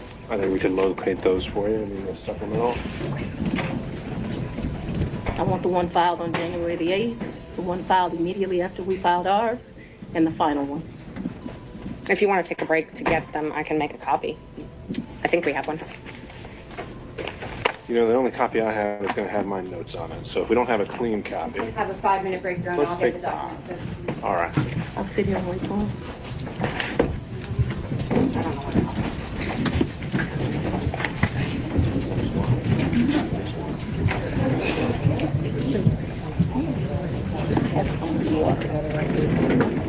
Defense attorneys asked Willis to clear up the timeline of when she hired Wade, as they argue Willis hired him after the two were involved in a romantic relationship. Let's start back in 2019. Yep. So you and Mr. Wade met in October 2019 at a conference? That is correct. And I think in one of your motions you tried to implicate I slept with him at that conference, which I find to be extremely offensive. I stayed at that conference. Mr. Wade was my teacher. I did not meet him when he taught the class. I was standing outside talking to Lisa Reeves, who is a judge. Me and her were just having a conversation. Mr. Wade walks up. I think they hug each other. They have some brief conversation. She introduces us. But Robin Yurdy, Willis's old college friend, told the court earlier the romantic relationship began in October of 2019. Willis previously lived in Yurdy's condo prior to their fallout, and the defense hammered her on whether Wade visited the condo prior to the election interference case. But Willis fired back, asserting the defense accusations were all lies. How often did Mr. Wade visit you at a place where you were living between 2019 and 2021? So you want to start with the lie that he lived with me in South Fulton in 2019, a home he's never been to? That's one lie you told in your document. No. Judge, I didn't ask her about that. Ms. Merchant, I want you to ask a very precise question. I think she's saying and answering that he did not live with her. So why don't we break that up into smaller parts? And I didn't ask about living. But you put in your, while we're talking about professionalism, she put in 3 different documents he lived with me. Full opportunity to respond. And filed that with the court. In 2019, He's never been to South Fulton. In 2019, I lived in South Fulton. He has never been to my residence in 2019, ever, not once. In 2019, he's never been to your residence, any place. I lived in my home in South Fulton before I started getting the threats that were here, a house I paid for with my own sweat and tears. I'm no longer able to live there. But in 2019, I did. And in the 2 months of 2019 that I knew Mr. Wade, 3 months, the beginning of October, all of November, and all of December, Mr. Wade never came to my house in South Fulton. Let me help you out. I lived there in 2020. He never came to my house in 2020, let alone live with me, as you put falsely in these documents. In the first 3 months of 2021, when I could still enjoy my home, Mr. Wade never came to South Fulton, and it is certainly a lie that he lived with me. Then it came time to question Willis about the vacations the two took together and who paid for the trips. Talk about, you said that sometimes you paid Miss Yurdy cash. When you went on vacation with Mr. Wade, let's just go one by one. Let's start with the first one. What's the first time you went on vacation with Mr. Wade? I think the first time we went on vacation was around April of 22, and it's a vacation is a stretch, but I'm trying to be comprehensive. I recall April of 22. His birthday is March the 18th. So that would have been his 49th birthday. I took him to Tennessee for the day. I think we went to a museum. I think we might have stayed the night. I'm not sure. But I mean, Tennessee's kind of hard to call a vacation, but I just am trying to be inclusive. And it, like I said, I know it wasn't more than a day. So you didn't spend the night? I think that we did. That's what I'm telling you. I think that there's a possibility that we stayed that night in April of 22. Who paid for the hotel? I think I did. It was his birthday. When did you start dating? When I started dating Mr. Wade? It was right around then. April 2022?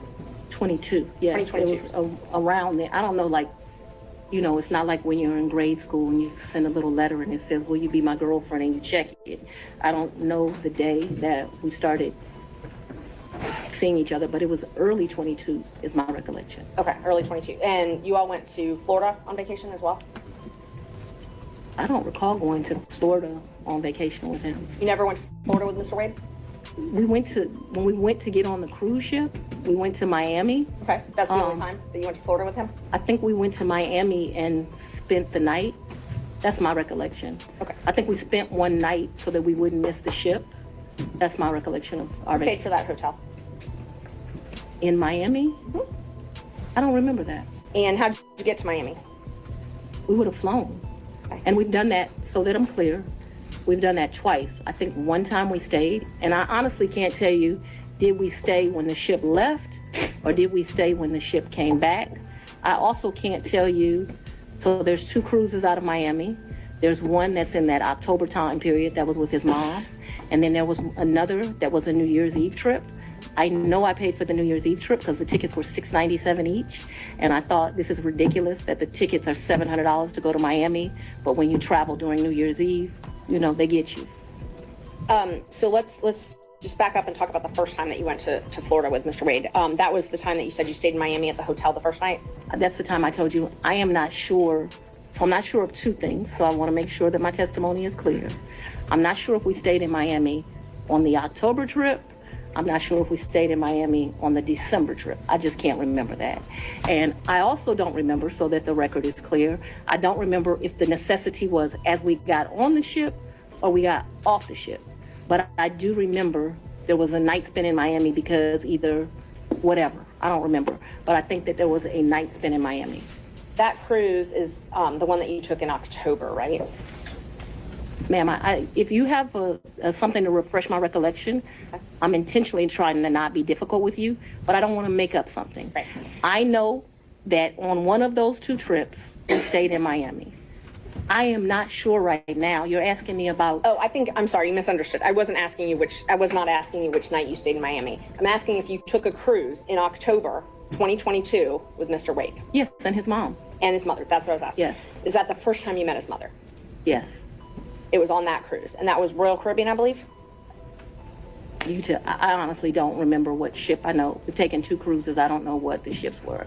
But he paid for the flight and the cruise on Royal Caribbean that time. So yes, he paid. He is the original one that does it. He has something called, Mr. Wade is a world traveler. I'm not as versed as him. He's been to 6 of the 7 continents. And so he has both a personal travel agent and he also has a cruise travel agent. I don't know anything about either of those kind of travel agents. So he is the one that would book the travel, but we need to be clear when we're talking about just because he booked it doesn't mean, like, I don't consider him having taken me anyplace. Let me just be honest. The only one that's ever taken somebody someplace is for his 50th birthday. I consider that I took him to Belize. And I took him to Belize because, I don't want to discuss his personal business, but I'm happy Mr. Wade is still here with us.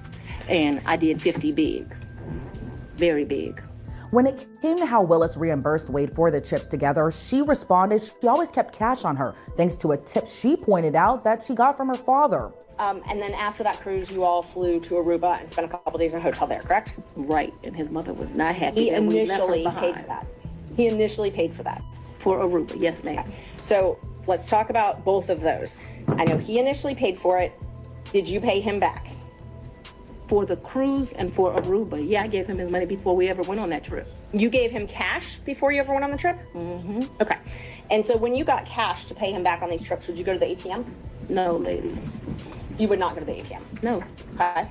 So Fulton County pays you direct deposit, I assume? Yes, Fulton County and the state of Georgia both pay me direct deposits. Okay. So the cash that you would pay him, you wouldn't get it out of the bank?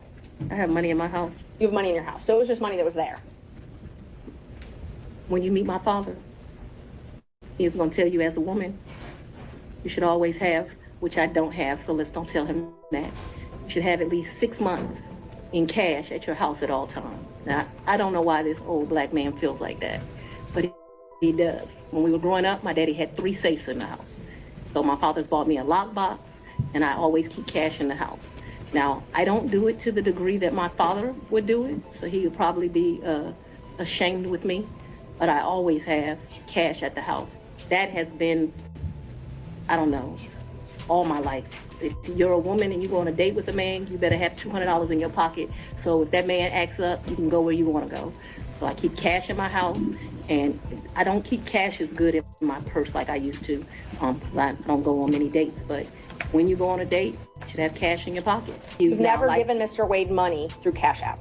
No. The only money you've ever given him outside of a contract is cash. I didn't give him money in a contract, so that was cute, but I didn't give him money outside in a contract. What happened is, no, we're gonna answer it since you said it. He worked more hours than he was paid, and the county paid him for the work that he did. So don't be cute with me and then think that you're not gonna get an answer. And I will ask you about the contract in a minute. I asked you about cash. Did you ever pay him anything? And I'm trying to qualify my questions. I'm not talking about the contract with Fulton County that was paid. I'm not talking about that. I'm talking about outside of that. Did you ever pay him anything other than cash? I've only given him cash a few times in the course of what we're talking about. So you've if never we used would go a to credit dinner, Let her finish her answers. if we would go to dinner, I wouldn't give him cash because he paid for dinner or I paid for dinner. I've given him cash only a few times in life, probably 4. Okay. Probably the most money I've ever handed him is $2,500. The least amount of money I've handed him, probably between $500 and $1,000. Throughout her testimony, Willis maintained she was not the one on trial. So your office objected to us getting Delta records for flights that you may have taken with Mr. Wade. And, well, no, look. I object to you getting records. You've been intrusive into people's personal lives. You're confused. You think I'm on trial. These people are on trial for trying to steal an election in 2020. I'm not on trial, no matter how hard you try to put me on trial. So my question was, do you have any problem? I object to getting any personal records of mine. We're not dealing with privilege through a witness. And I'm not, no, I'm not dealing with privilege. What we had offered to put them in camera for the court to review, and I just want to know if she has any That's not problem. something to do with a witness. Willis said she and Wade's relationship ended, but the two remain friends and professional colleagues. When did your personal relationship with Mr. Wade end? Our personal relationship ended in this year. So let's be very clear so that we don't mix words. I don't want to mix words in here. Mr. Wade is my friend right now. Mr. Wade, I would say, has been my friend since 2020. I think he started out as like a mentor and a professional colleague. He became my friend and somebody that I really respected. I feel very indebted to Mr. Wade for taking on the task of this job. And he is certainly my friend and one of the people that I respect the most. So if you ask about a personal relationship, I consider myself to have a personal relationship right now, Mr. Wade. I consider myself to have a personal relationship with Anna Cross. I consider myself to have a personal relationship with Mr. Abadi. I consider myself to have a personal relationship with Andrew Evans. Okay, let me just clarify that. I have a personal relationship with him as we speak right now. I don't think that's what you're asking. I think that's what you're asking. When did your romantic relationship with Mr. Wade end? When did it end? Me and Mr. Wade, we are good friends. My respect for him has grown over these 7 weeks of attacks. We are very good friends. I think, but for these attacks, it would have been a friendship that, as life goes, you would have stopped having. I think that you have cemented that we'll be friends to the day we die. Let's. Could we just have an answer to the question? I can handle Mr. Seda. Let's have it. She asked about a personal relationship. She asked when the romantic relationship ended. That's the question. It's sometime in, I'd say late summer of 2023. So I don't believe me in, this is what you're really asking about. This is the salaciousness of all of this, right? No, I'm just asking about your romantic relationship, when you stopped dating. And I'm trying to qualify my questions. Let's. Could we just have an answer to the question? I can handle Mr. Seda. Let's have it. She asked about a personal relationship. She asked when the romantic relationship ended. That's the question. It's sometime in, I'd say late summer of 2023. So I don't believe me in, this is what you're really asking about. This is the salaciousness of all of this, right? No, I'm just asking about your romantic relationship, when you stopped dating. I think that me and Mr. Wade, so he's a man, he probably would say June or July. I would say we had a tough conversation in August. So that men in relationships at the end of physical intimacy, women in relationships when that tough conversation takes place. Willis testified she never disclosed her relationship with the Fulton County Board of Commissioners or anyone within Fulton County. She spent hours on the stand and throughout maintained that she did nothing wrong. The stakes are high for the Fulton County District Attorney. If she's disqualified from the Trump election interference case, they would have to find a new attorney to take over the charges against the former president and 14 others, or drop the case altogether. Reporting for Law and Crime, I'm Elizabeth Milner.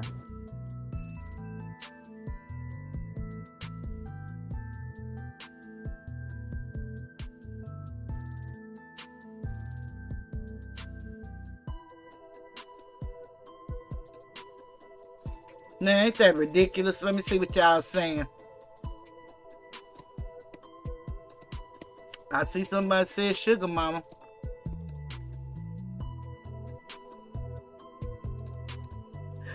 Oh, their God is not the one. No, it's not, I remember the lead attorney stated at those conferences, a lot of those lawyers sleep around with each other, paralegals, anyone who's there. Yep, they do. I think they do that at all the conferences. It doesn't matter what type of conference. Sugar Mama Fani. Charlene, she was so proud to brag about paying for a married man's vacay. And he don't care nothing about her. And don't care nothing about his wife. Oh, hey, Phyllis, looks like Phyllis joined us.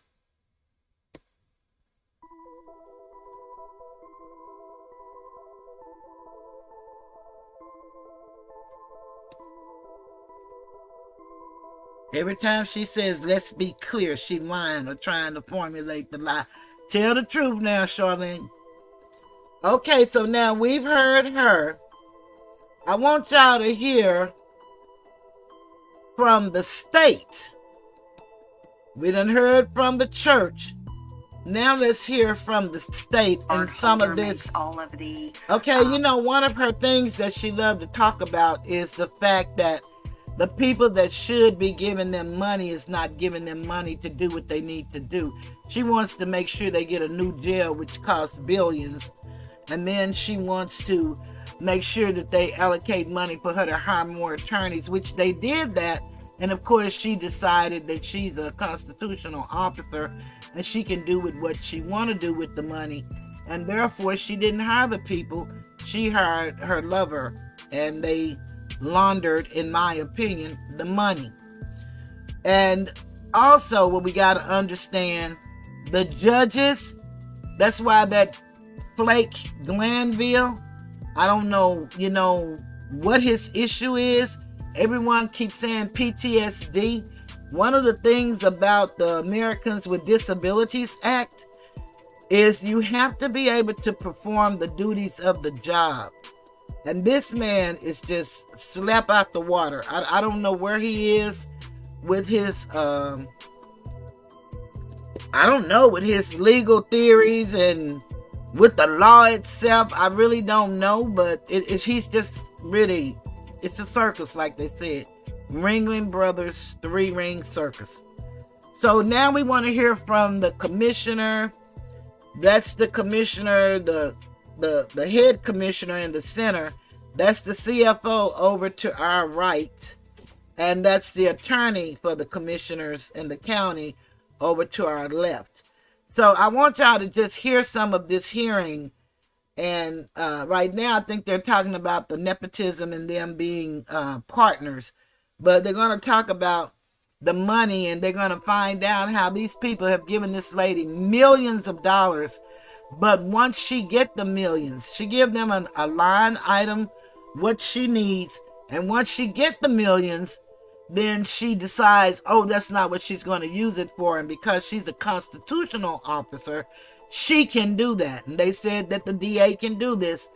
I've read what it takes to be a DA. I didn't read that part, but I did read where it said it'll only spend your money. So we'll see that in a minute, but let's listen to them right quick and see what they're talking about.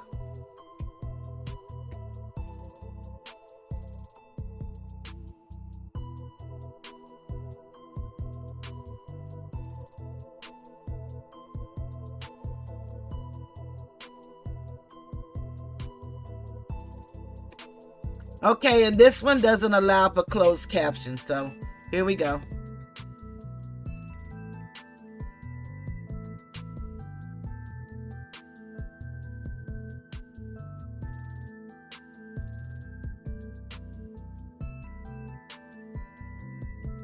Card, and the traveler, if they're traveling for official county business, is expected to return and supply through Concur. We use the Concur platform for our travel reconciliation process.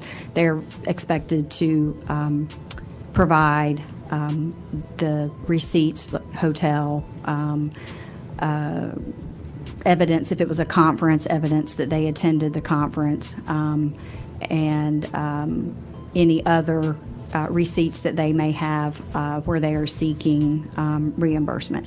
So that is, when I refer to the reconciliation process, that is what I'm referring to from the traveler's perspective. And then each month, the travel card holder is required to pull their bank statement for the card and complete the reconciliation process for that bank statement for that period, so that we can process payment to the financial institution that we use for our credit card purposes. So is Ms. Willis the T-card holder for the district attorney's office? I don't believe she is, no, sir. So it would be some designated employee of the DA's office would handle that? Yes, sir. And at the reconciliation stage each month, they would submit the receipts from each member of that agency or department that had utilized the card. For the charges, that they would need to submit the requested documentation for the charges. on the card for that statement. Okay. Are there limits? Is to say, you know, when you put somebody up in a Ritz-Carlton versus a Holiday Inn, are there caps on how much you're allowed to spend on lodging or travel? Our policy does outline those type of limitations, yes, sir. And if somebody exceeds those limitations, do you simply cut the reimbursement off at whatever your cap is or your guideline calls for? If they have requested an exception, so say they're traveling to an area and there are no hotels available, it's a conference, there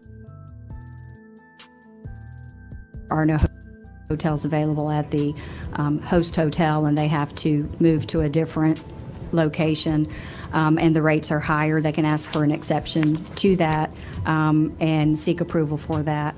But otherwise, they may be charged back for those costs that are outside of the allowance is allowed through the travel policy. Does the department have?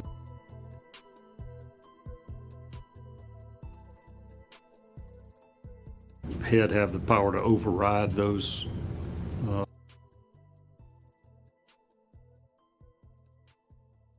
allowances, create exceptions, as I think you said. Exceptions are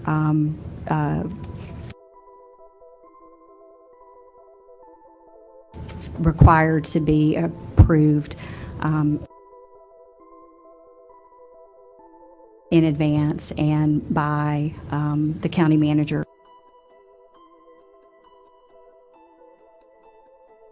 or his designee. Do these rules that you've just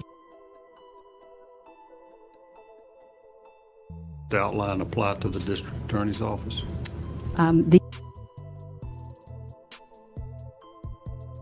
These rules apply to anyone who travels using the county's seeking reimbursement from the county using the county's travel policy or the county's T-card. Who is the custodian of these documents, the reconciliation process and the payments made under the various T-cards and P-cards? The purchasing department is the administrator of the T-card and P-card program. Ultimately, the final reconciliation packages are received and retained by the finance department.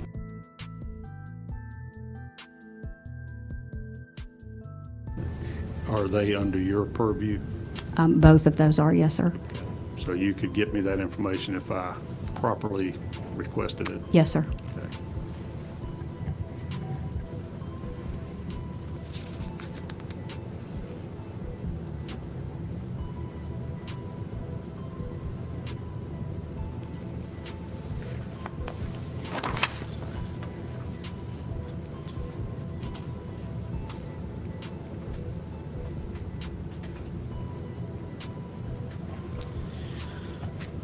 Mr. Pitts, you are on the audit committee of the commission? Yes, sir. Is that by virtue of your position as the commission chairman, or is it a subset of the commission? How's that created? Let's see. I get two, it's a 5-member committee, I believe, and 2 commissioners sit on that committee, and they're appointed or nominated and appointed by the board. And currently, you are on the audit committee? Yes, sir. Okay. And is Bob Ellis the other commissioner? Yeah. Right. Commissioner Ellis is chair of the audit committee. And who would the other 3 members be then, if you are the 2 commissioners? The private citizens. Right. And what's the authority or the power of that audit committee? What's the role of the audit committee? Well, we work with the county auditor, Mr. Anthony Nix, and to provide audits for various departments, areas when we see or feel that need to be looked into from an audit point of view, whether it's financial or programmatic or otherwise. I know only what I've read in the Atlanta Journal-Constitution about this, but apparently there was a recent audit report that had been requested by the audit committee. Yes, sir. Tell me about that. What was that audit for? I believe you're referring to the audit that was done at the request of the audit committee. We utilized an outside firm called Cherry Becker, nationally recognized firm, to look at and review and it wasn't really an audit, it was a review of our primarily purchasing requirements, processes within the county, and looking at all departments, but focused in on the sheriff's department and the district attorney's office in particular. And did that Cherry Beckert, is that Beckert, yes, sir. Did it produce a written audit report of its work? It did. Okay. And was that presented to the commission? Yes. Or just to your committee? No, it was presented to the commission, and we had two representatives from the firm make a presentation to the full board a couple of meetings ago, maybe 3 meetings ago. Did this audit reflect any irregularities or improprieties in spending by the sheriff's department? There were, I'm going from memory, we can make the full report audit. Well, it was really a review and not an audit, but it was an audit firm, nationally recognized firm. And again, they focused on the sheriff's department and the district attorney. And there were 2 sets of recommendations, and I don't recall the specific recommendations, but with respect to the sheriff,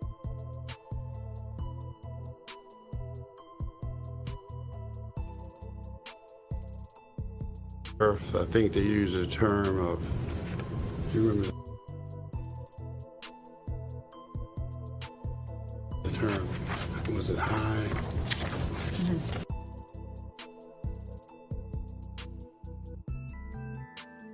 High problem. Is that it?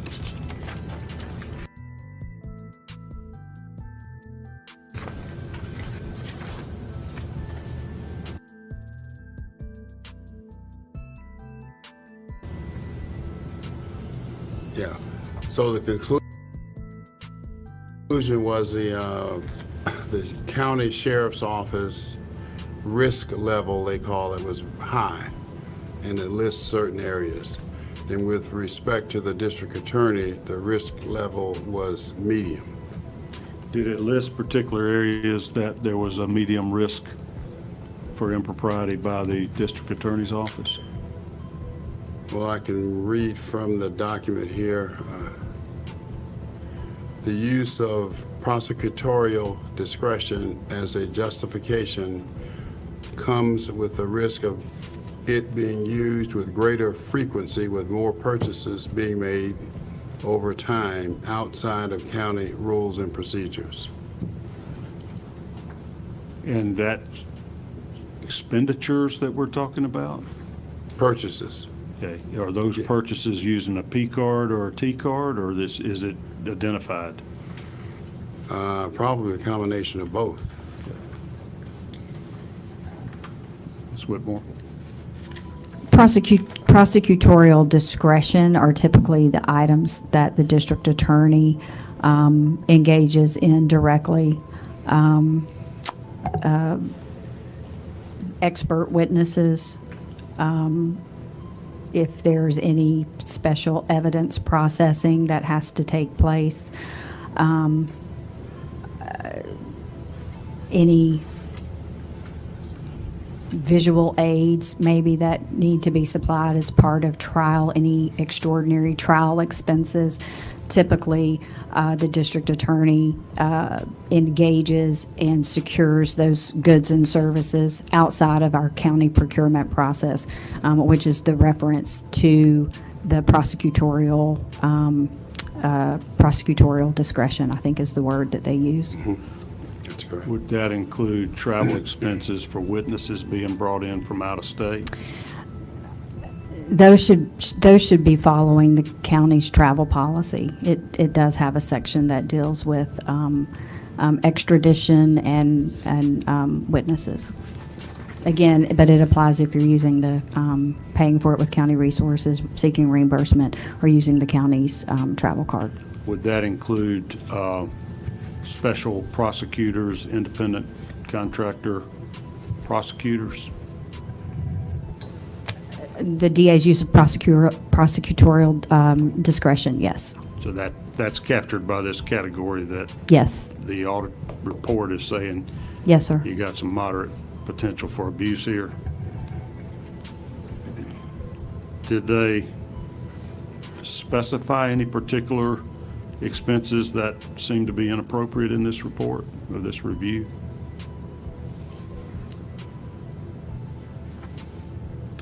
Probably in the larger report, there were some instances, but I'll have to provide that to you because that's not in this document that I'm looking at now. Okay. Ms. Whitmore, have you provided that document? You've given me a book full of things. I don't know how much made it to it yet, but you're still in progress. I have not. The subpoena asked for audits. You don't consider this an audit, and it's just a review? Yeah, it was a review, so I did not include it. But Could you voluntarily provide me a copy of that report that you have, as well as the full report, this review? Sue, is that sufficient? Yes, sir. Okay, thank you. I'm sorry, what? I appreciate that.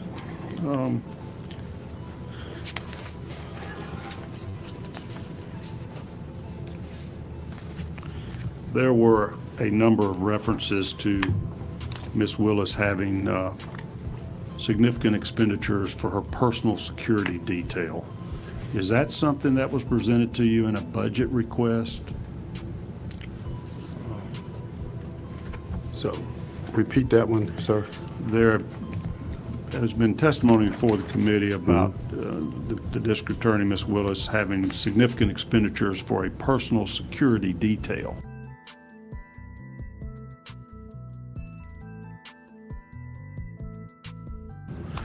That may even travel with her on these trips that she takes. Is that something that was presented to the commission as a part of a budget request, the cost of that?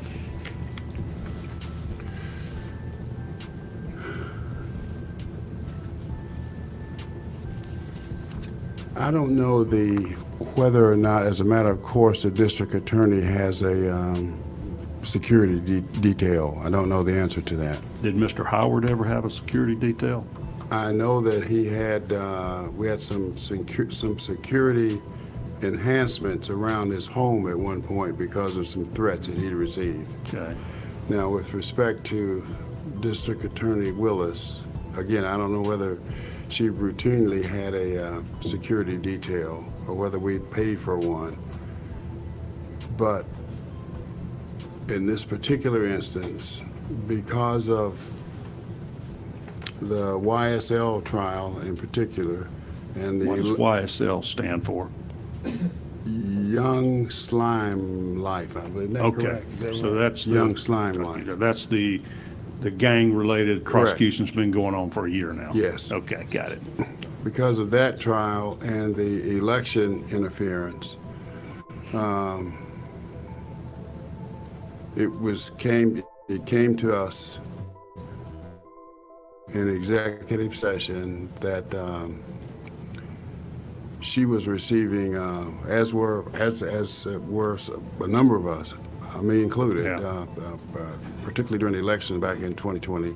I had a detail with me, but because of the YSL trial and the election interference, she was receiving threats, bodily harm, pretty serious. It's amazing she was receiving threats, but they said they didn't have any records when they did a Freedom of Information request. The South Fulton Police Department had no records of any calls. Yet she stood before them the other day with tears saying how they protected she and her children, but her children were not with her. Also, we're going to find out that they're still paying for her a place to stay. She doesn't live in her house, and they're giving her up to about $4,000 to live, and she was subleasing someone else's condominium who was leasing. So it's some really hanky-panky stuff going on here. So a report was made to us about that in executive session, and a request came to us on her behalf to provide additional security for her. And after listening to what was going on, we, the board, listened, and then in open session decided and voted to provide additional security for her. What's the cost been for that additional security, and is it continuing up until today? I don't know whether it's continuing, but do you have the cost from the security?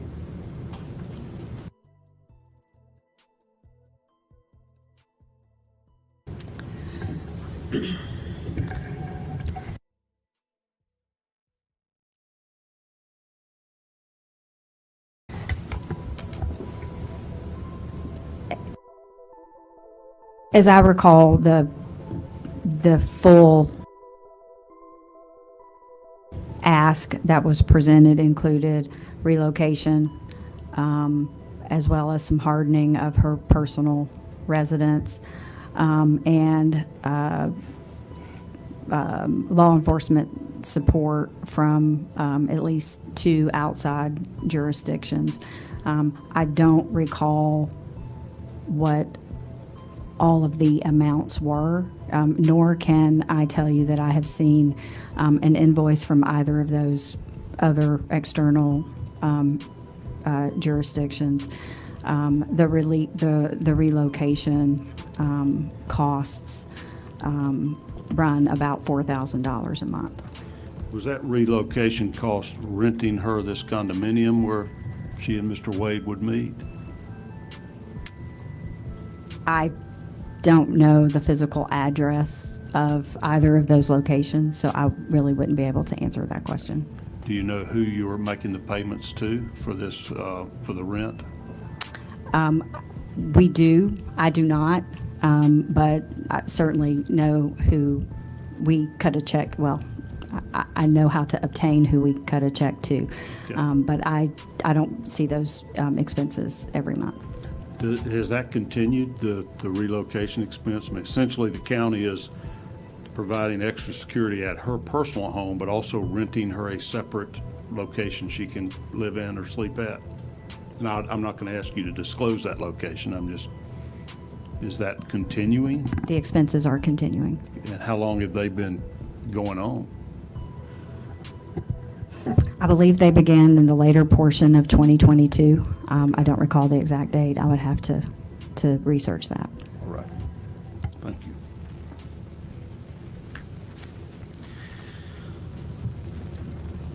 Ms. Joe, you had mentioned this, I don't know if I'm calling it a civil rights office, but what is the county's structure for receiving complaints of employment discrimination against the county or any agency of it? So employees who have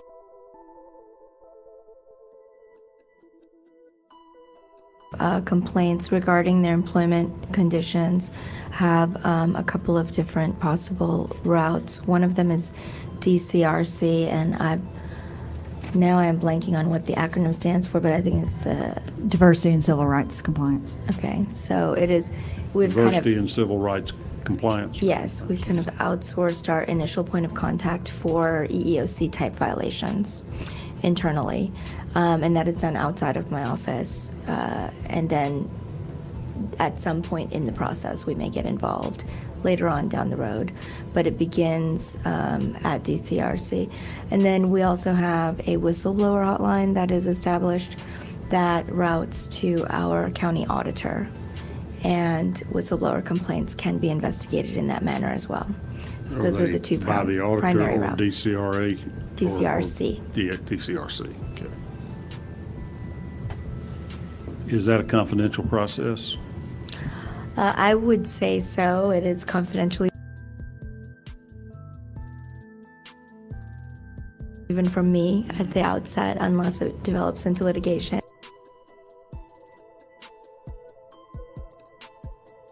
or an EEOC complaint. So it should be confidential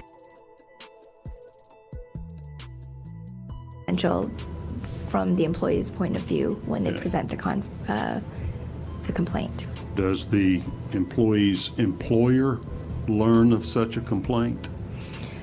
Some type of employment violation? Employer meaning their manager or whoever they are, the subject of their complaint? Right. I would not expect that person to be made aware unless and until there's a point in the investigation where that becomes necessary in order to obtain necessary information. Like their explanation or defense? Yes, when they would be made aware of the complaint in order to provide a response. And insofar as the whistleblower hotline, that's confidential as well, I would presume? Yes, under state whistleblower laws, the identity of the whistleblower is kept confidential for as long as possible. And does the county have its own whistleblower policy? The county does also have a whistleblower policy. Is that a written policy? I have not looked at it in probably over a decade. Wow. I believe it's an ordinance that mirrors the state whistleblower statute, but I would have to confirm that.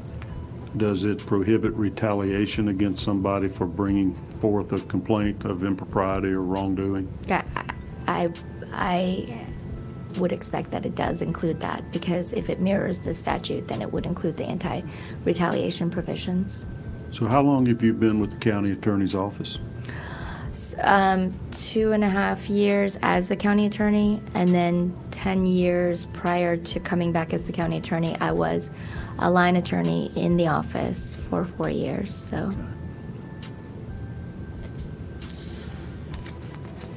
What do you make of this constitutional officer argument, so to speak, that constitutional officers are not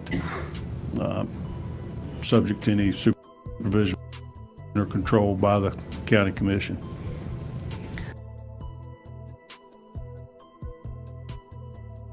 So, are you asking for my personal opinion or my understanding of the state of the law? I'd love to have them both. Let's start with the law, because Well, we may be looking for ways to change laws, and I'd be interested in your personal views from your experience. So, as to the state of the law, I will say that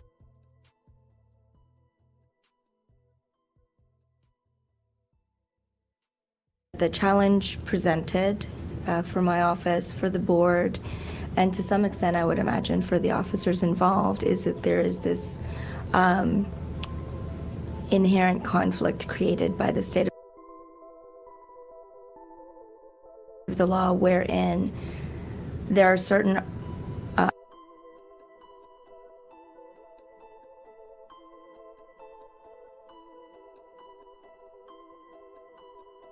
elected officials who are essentially embedded with the county, provided facilities by the county, provided either employees or supplemental employees by the county, equipment by the county, a budget for operations by the county.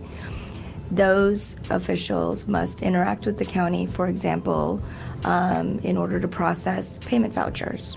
They have to come back to the county, even in instances where they may have independence or latitude in contracting, for example. They still need to come back to the county finance department in order to get a check cut, in order to pay on these contracts that they may have control over, but they can't cut a check directly to the vendor. So there is this kind of built-in tug of war where two parties who are essentially operating independently, one is funding another without any necessary input or oversight into the process or any of the contracting, but essentially is on the hook when it comes to processing the payments, when it comes to supplementing budgets after the fact in order to make up for budgetary shortfalls because of those expenditures, and ultimately may be left with the legal liability and exposure should there be any issue with the way in which those services were obtained. So I do believe there are some practical and legal challenges for all counties and elected officials who are in this kind of in-between state where you have independence, but you depend on the county for finances and processing, and where the county has an obligation to fund, but doesn't have any control over ensuring any kind of standards or protocols in the expenditure of those funds. Very well stated. If you are probably as knowledgeable in this interface of the county governments and state elected officials or county elected officials,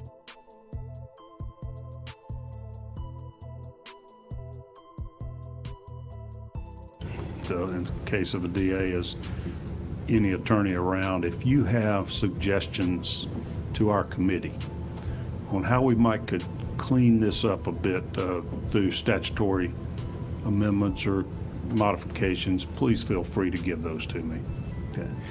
And while I have you there at the witness chair, I, as the county attorney, I have mentioned to you sort of pre-meeting, if there are any documents that you have produced to us so far, you've got the whole notebook in front of you, or that you may produce in the future as you complete the document production that you feel like contain confidential personal information or otherwise privileged information, please identify that to me. You've been so good here to have all these documents bait stamped so we can very clearly identify which pages you're talking about. Then I will treat them as confidential within this committee. We will not be making these documents public other than available for review of committee members until I hear back from you, hopefully in the next week or two. Thank you, Fair Mr. enough? Chairman. Okay, thank you. At this time, I am going to turn the chair over to you, Madam Leader, or any designate of the minority party if there's additional questions anybody might want.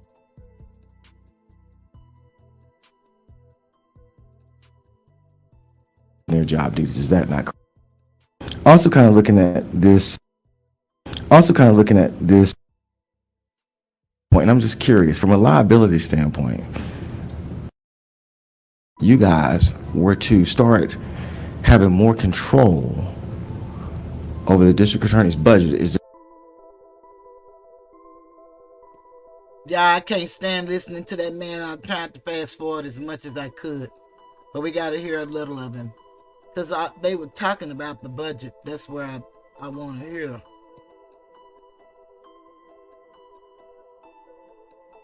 there any concern, I'm asking the county attorney, is there any concern from a liability standpoint? Because you have a lot of these cases where persons would sue the district attorney, sue the sheriff, but also sue the county.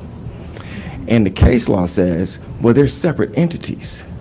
And so therefore, you can't sue the county, you guys, for what the sheriff does or what the DA does, because they're separate. And what the court would do is go through a litany of things to show the separation. And one of those is that you guys don't control the budget of the DA or the sheriff.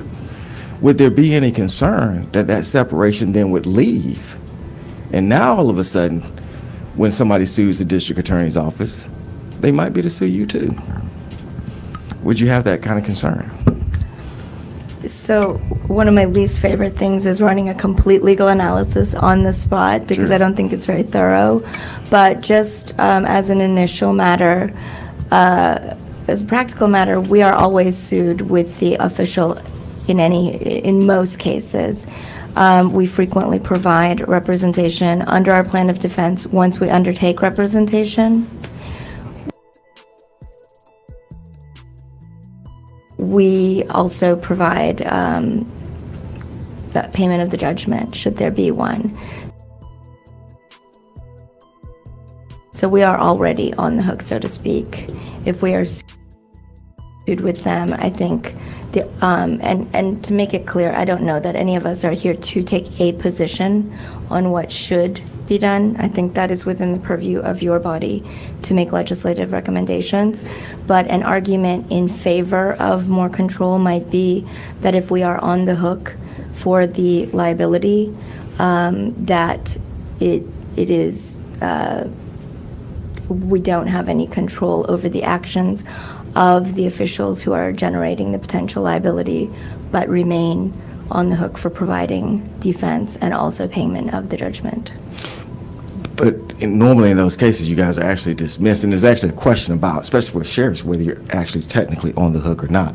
Once The we county will pay it, but once it's we not necessarily okay, key. I will say this: in the Yeah. 27 years that I have worked in government defense, I have never known any of the governmental entities I have worked with not to pay the judgment, should there be one after.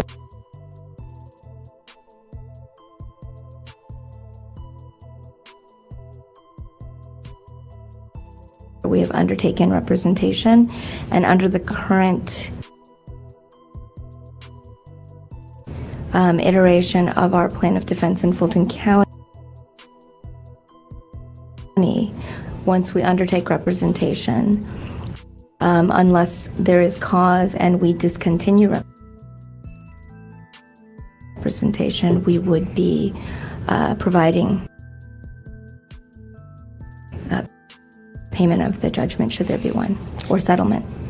But from a standpoint of being sued, Mr. Chair, would that give you any concern that when a district attorney now is sued, they're also going to they can legally bring in Fulton County if you guys started trying to dictate salaries? There's a possibility that could happen.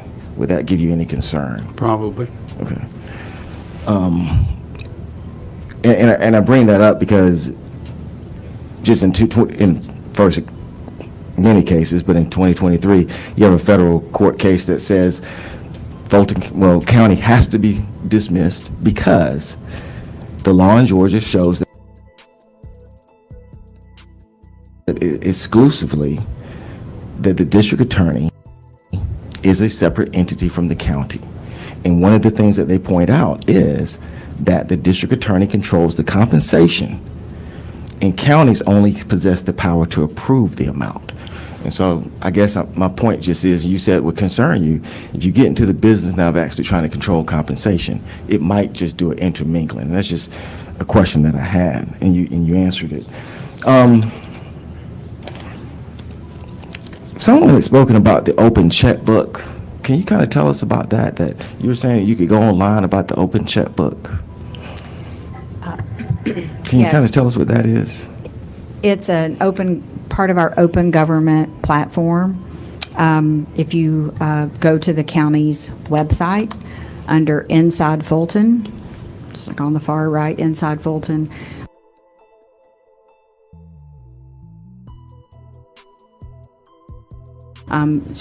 Scroll down from that. You'll find a button that you can press that will take you to our open government platform. We have open budget where you can go and look and see what the budget and actual expenditures are. Open checkbook, I believe it goes back 5 years, includes vendor payments. It's updated. Currently, I believe it's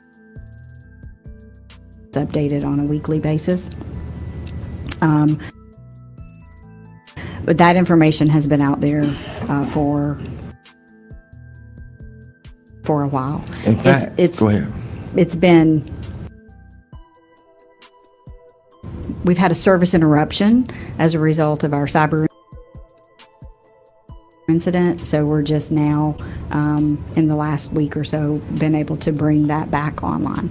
Yeah, because my colleague over here is totally fascinated by it, because you can actually pull up every every law firm or whatever that's getting business in real time and see exactly what their bills are, can you not? You can see their payments, Payments, amounts. right, Yes. right. You can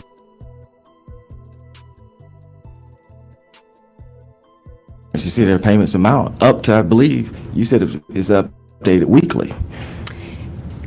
Yes, it should be updated weekly. So a lot of the questions that we have as far as like payments and openness, it seems to me that you guys actually are very open, doing way more than Richmond County, quite frankly, that you guys are very open as far as how this process works. We have been working on our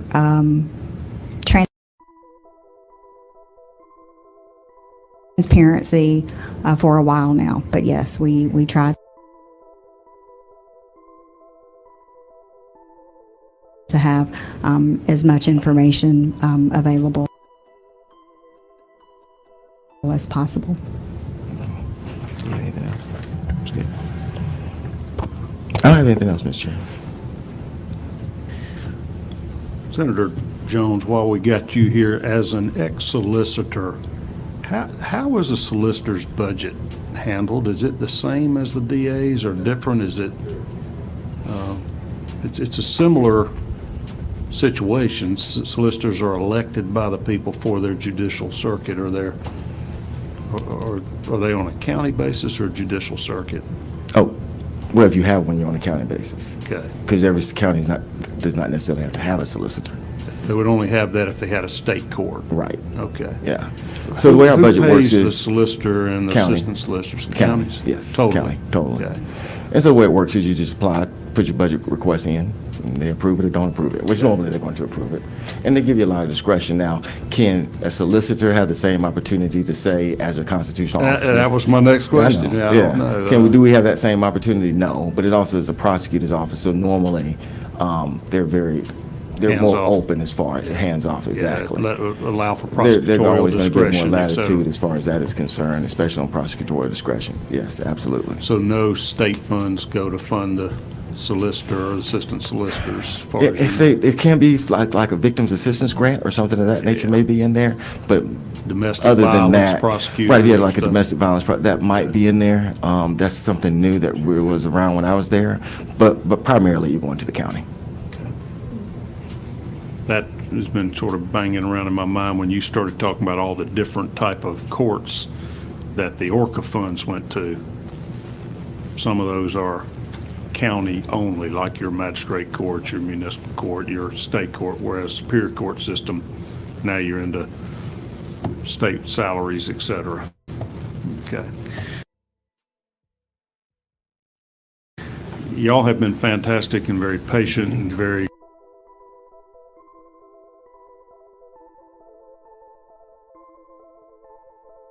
cooperative with our committee, and we appreciate that. Thank you all for being here today, and I will await any additional documents that you might be able to produce to me. And Ms. Joe, of course, if you'll let me know about anything that's privileged or confidential before we put anything posted to the public site.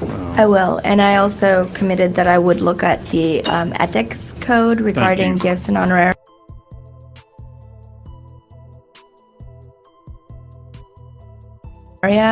And I wanted to let you know that I did find the sections that I was thinking of. All right, you want to tell me? Yes, I will go through it real quickly, hopefully.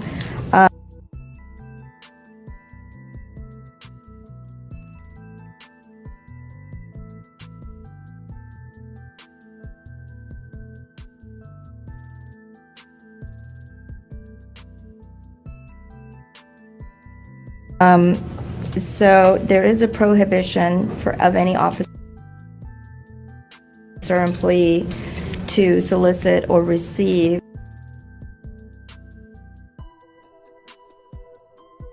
any gift from a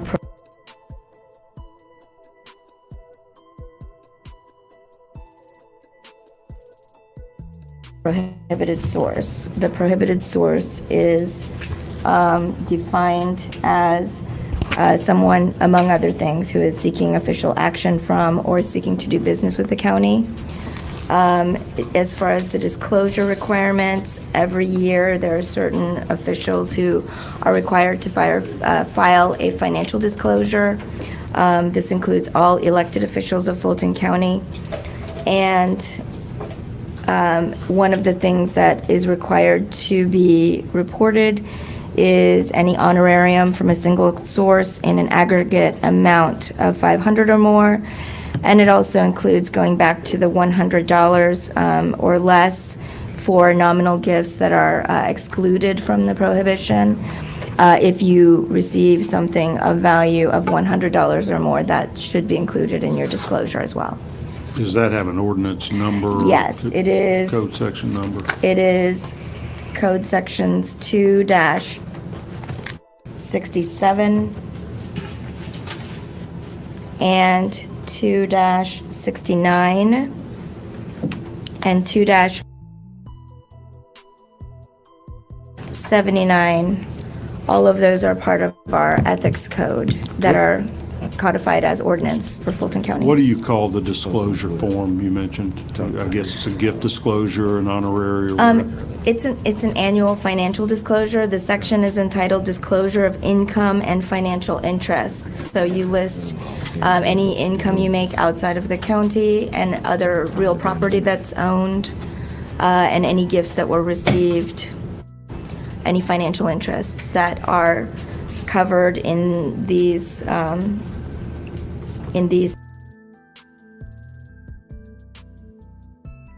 sections A through C need to be included in the disclosure.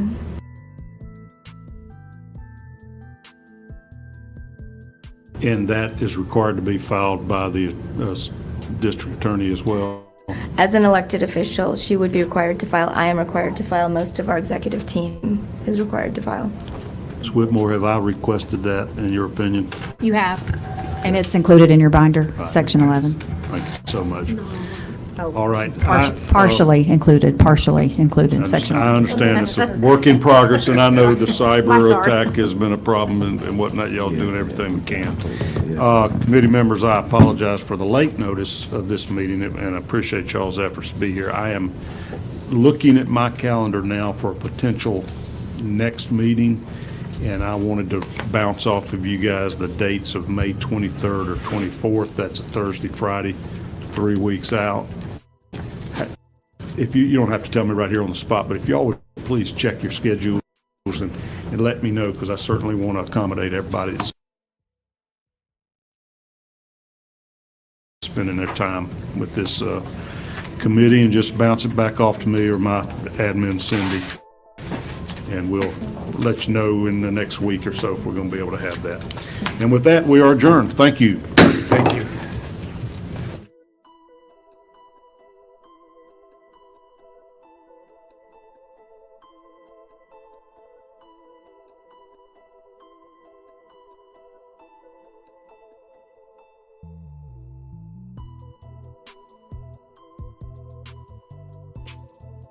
Okay, I thought I had my section in there where they talked about the money more than anything.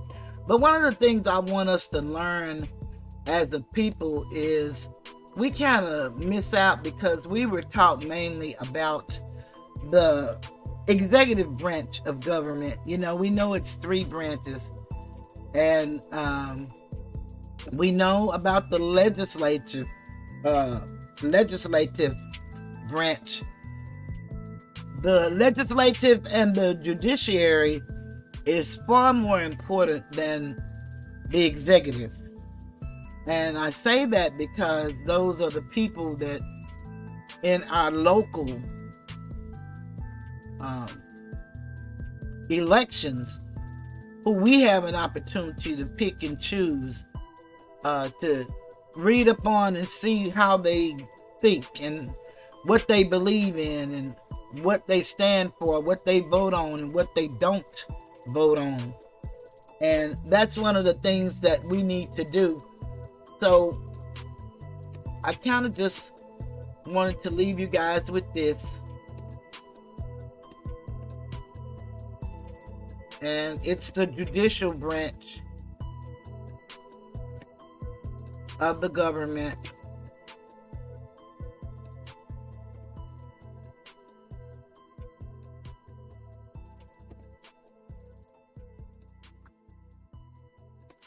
Article 3 of the Constitution of the United States, to be for the United States, guarantees that every person accused of wrongdoing has the right to a fair trial before a competent judge and a jury of one peers.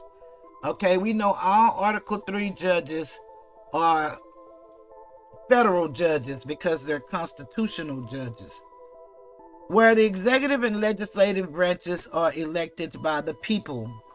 Members of the judicial branch are appointed by the president and confirmed by the Senate, and that's all Article 3 judges, because all Article 1 judges are also elected by the people. Article 3 of the Constitution, which establishes the judicial branch, leaves Congress significant discretion to determine the shape and structure of the federal judiciary. Even the number of Supreme Court justices is left to Congress. At times there have been as few as 6, while the current number, 9, with 1 Chief Justice and 8 Associate Justices, has only been in place since 1869. The Constitution also grants Congress the power to establish courts inferior to the Supreme Court, and to that end, Congress has established the United States District Courts, which try most federal cases, and 13 United States Courts of Appeals, which review appeal district court cases. Federal judges can only be removed through impeachment by the House of Representatives and conviction in the Senate. Judges and justices serve no fixed term. They serve until their death, retirement, or conviction by the Senate. By design, this insulates them from the temporary passions of the public and allows them to apply the law with only justice in mind and not electoral or political concerns.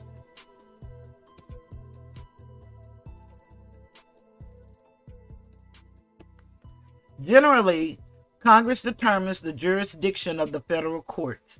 In some cases, however, such as in the example of a dispute between 2 or more U.S. states, the Constitution grants the Supreme Court original jurisdiction and authority that cannot be stripped by Congress.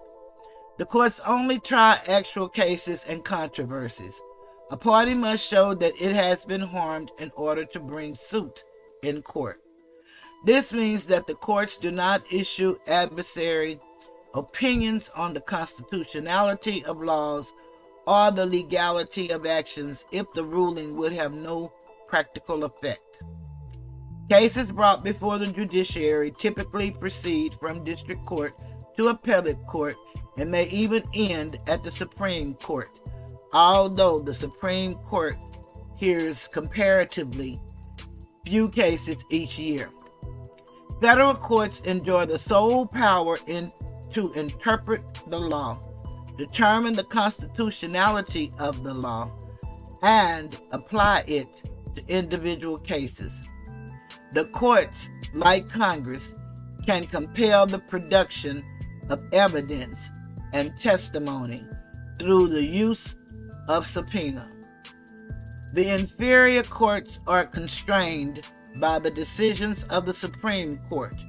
Once the Supreme Court interprets a law, inferior courts must apply the Supreme Court's interpretation to the facts of a particular case.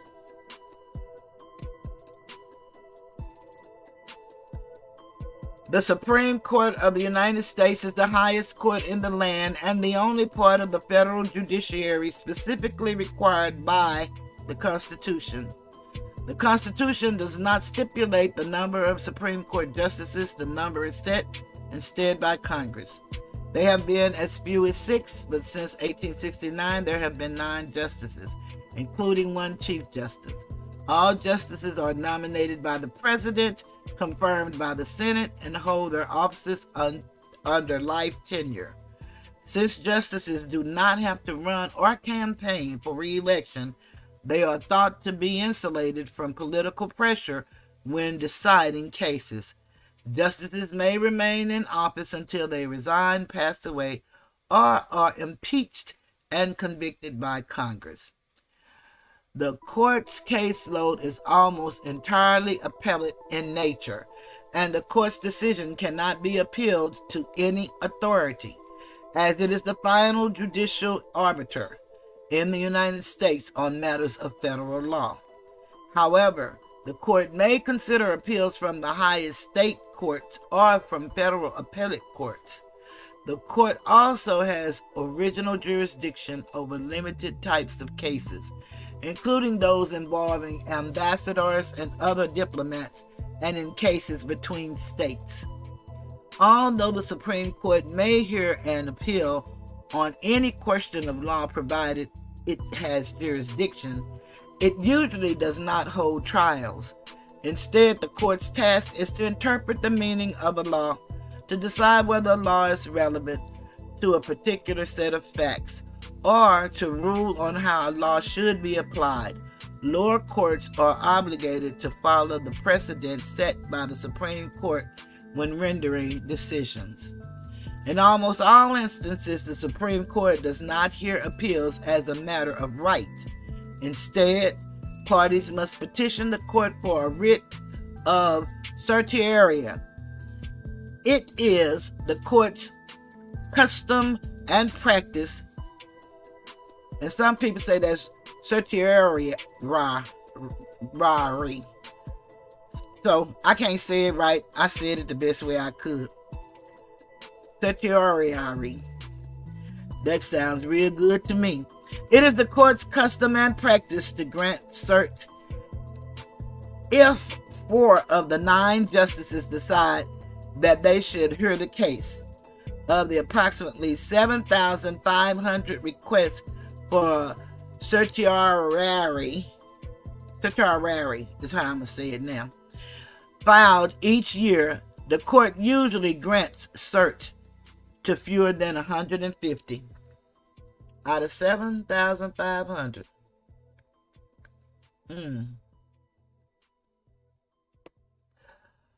These are typically cases that the court considers sufficiently important to require their review.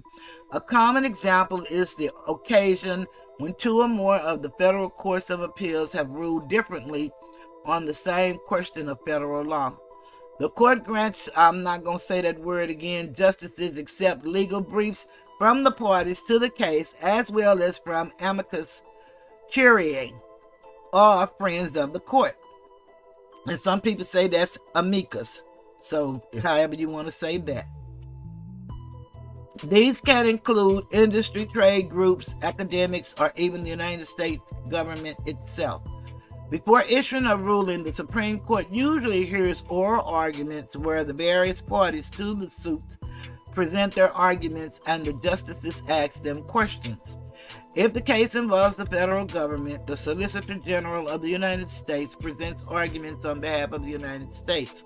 The justices then hold private conferences, make their decisions, and often, after a period of several months, issue the court's opinion along with any dissenting arguments that may have been written. The judicial process. The judicial process, Article 3 of the Constitution of the United States, guarantees that every person accused of wrongdoing has the right to a fair trial before a competent judge and a jury of 1 peers. Well, they're not getting that in Georgia, and we see that all over the world. The 4th, 5th, 6th, and 8th Amendments to the Constitution provide additional protections for those accused of a crime. These include a guarantee that no person shall be deprived of life, liberty, or property without the due process of law. Well, I think that they're depriving these young men, that they're not allowing them to make bond, and none of them are convicted felons, nor have they committed any of the crimes that they are being tied to. They're being tied by association based on a state RICO case, and saying that they gave, well, one gave the orders for these guys to just be independently doing the wrong thing. A guarantee that no person shall be deprived, I just read that, protection against being tried for the same crime twice, double jeopardy. And it seems like it's double jeopardy because they've already been in prison for this, but they're throwing a new name to it and calling it something different. But it seems like a rose by any other name is still a rose. The right to a speedy trial by an impartial jury. These people have been incarcerated. A lot of people in Georgia to this day have been in there longer than a year, and they're supposed to go to trial within 45 days. That has not happened, and when they had the illness, they did a 90-day, and they changed it back to 45, and people are still there that's been there for 2 years and still have not gone to court. The right to cross-examine witnesses and to call witnesses to support their case. Well, these people are using the internet, Instagram, X, YouTube, and recordings from people, and they're not getting to question the witnesses. They're not even getting to know who the witnesses are, because a lot of these people that have done a lot of this posting and stuff, nobody really knows who they are. They had a guy on there today talking about he was an expert, but he wasn't an expert, but he's as good as an expert because, you know, he worked for the ATF now, and he came from the ATL gang unit, but now he works for the ATF, and now he's really an expert on telephones. Makes no sense at all, and he was just using Google Maps. And we all can do that, and we can do that with our phones. But he said that he actually subpoenaed people phone records, and a couple of them he got search warrants. But I don't know. It just sounds real crazy to me. Real bizarre. The right to legal representation. A lot of those guys in Fulton County for sure, and some of the surrounding counties, they don't have enough public defenders to represent the people. So a lot of people have been incarcerated 5 years or longer, never seeing a judge because they don't have a public defender and they don't know how to present themselves. The right to avoid self-incrimination, protection from excessive bail, excessive fines, and cruel and unusual punishment. And these guys are really suffering, and women, cruel and unusual punishment. I don't know how the families of these people can continue to vote for this district attorney, but she says she has the answer, the solution, and she's got it going on, and so perhaps she does. But criminal proceedings can be conducted under either state or federal law, depending on the nature and the extent of the crime. A criminal legal procedure typically begins with an arrest by a law enforcement officer. If a grand jury chooses to deliver an indictment, the accused will appear before a judge and be formally charged with the crime, at which time he or she may enter a plea. The defendant is given time to review all the evidence in the case and to build a legal argument. Then the case is brought to trial, decided by a jury. If the defendant is determined to be not guilty of the crime, the charges are dismissed. Otherwise, the judge determines the sentence, which can include prison time, a fine, or even execution. Civil cases are similar to criminal ones, but instead of arbitrating between the state and a person, organization, or an organization, they deal with disputes between individuals or organizations. In civil cases, if a party believes that it has been wronged, it can file suit in civil court to attempt to have the wrong remedied through the order to cease and desist, alter behavior, and award monetary damages. After the suit is filed and evidence is gathered and presented by both sides, a trial proceeds as in a criminal case. If the parties involved waive their right to a jury trial, the case can be decided by a judge. Otherwise, the case is decided and damages awarded by a jury.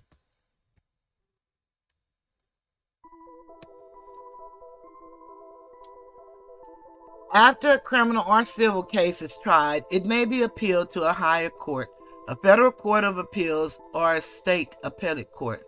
A litigant who files an appeal, known as an appellant, must show that the trial court or administrative agency made a legal error that affected the outcome of the case. An appellate court makes its decision based on the record of the case established by the trial court or agency. It does not receive additional evidence or hear witnesses. It may also review the factual findings of the trial court or agency, but typically may only overturn a trial outcome on factual grounds if the findings were clearly erroneous. If a defendant is found not guilty in a criminal proceeding, he or she cannot be retried on the same set of facts. Federal appeals are decided by panels of 3 judges. The appellant presents legal arguments to the panel in a written document called a brief. In the brief, the appellant tries to persuade the judges that the trial court made an error and that the lower decision should be reversed. On the other hand, the party defending against the appeal, known as the appellee or respondent, tries in its brief to show why the trial court decision was correct, or why any errors made by the trial court are not significant enough to affect the outcome of the case.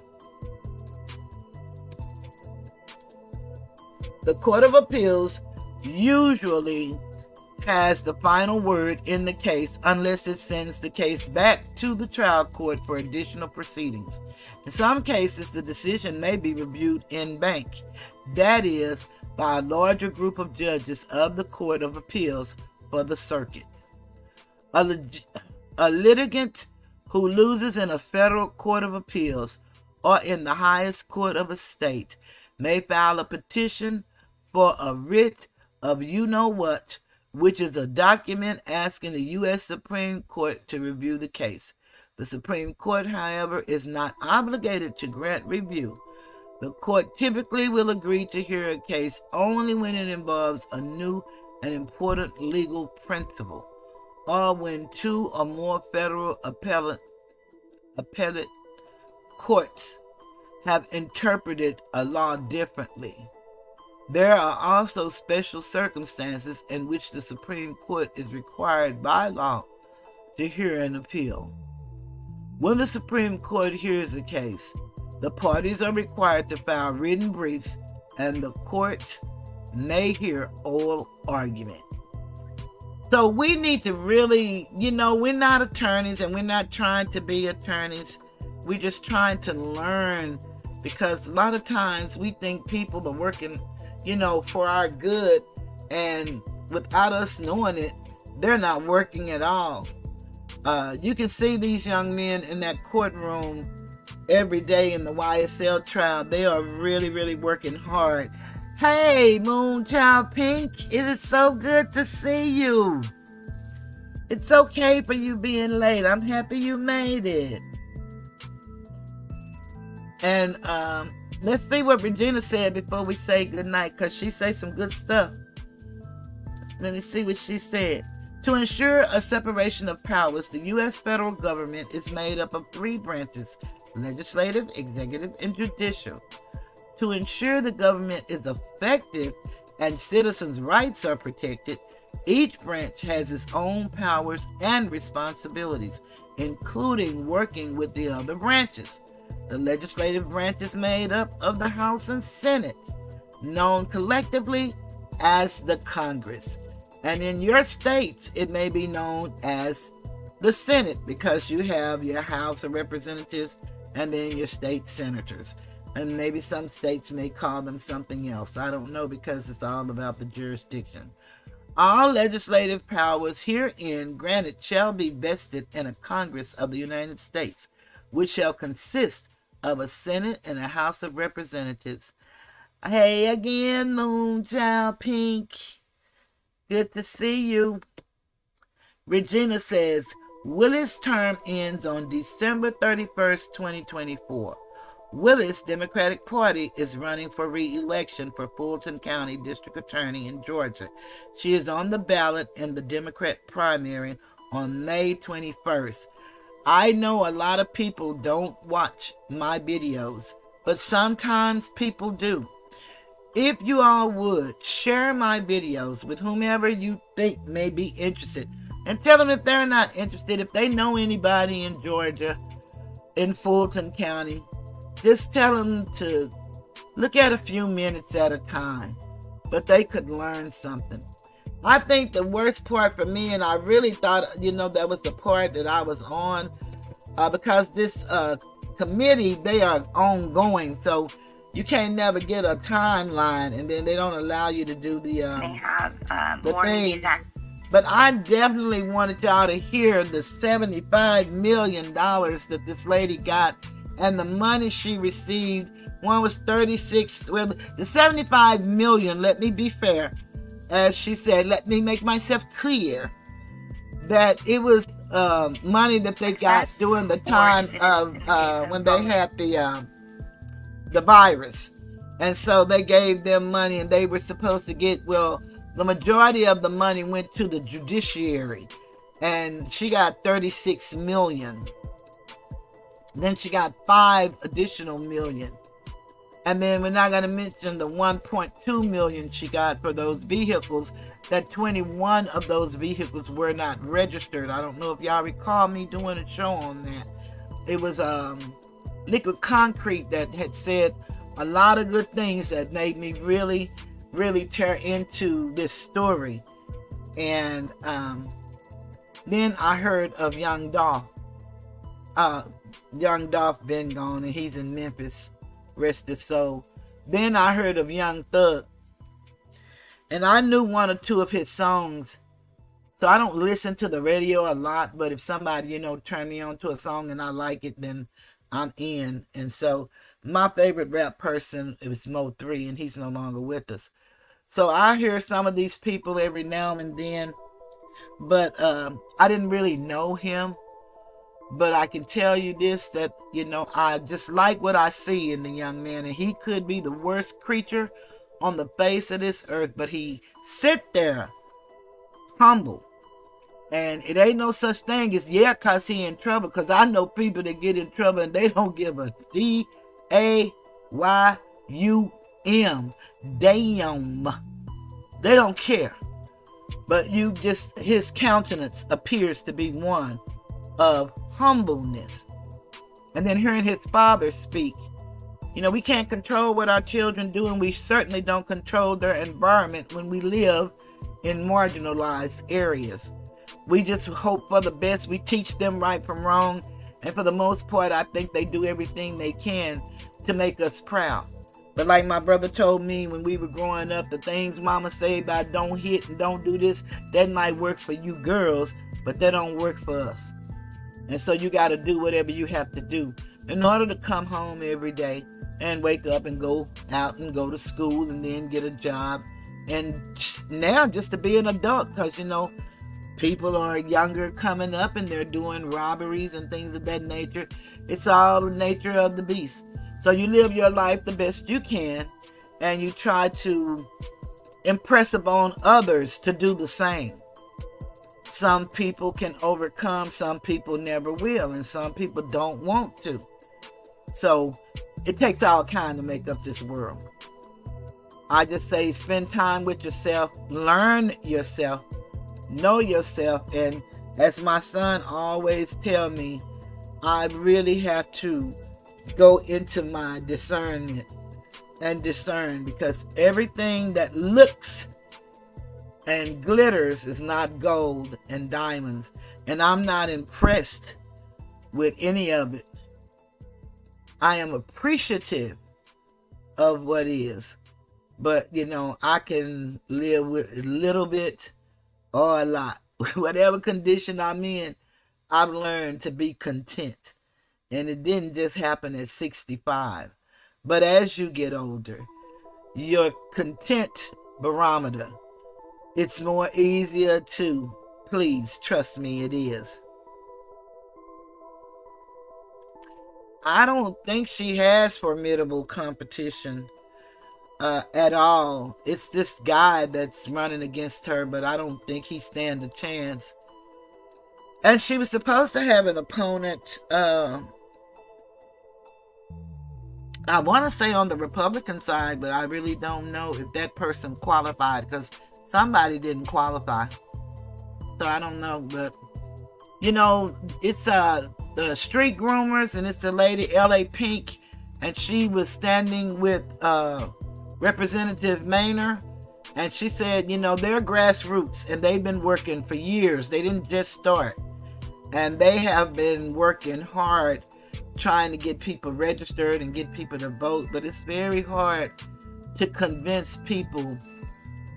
It's more easier to lie to people than to convince people they've been lied to. They don't believe you.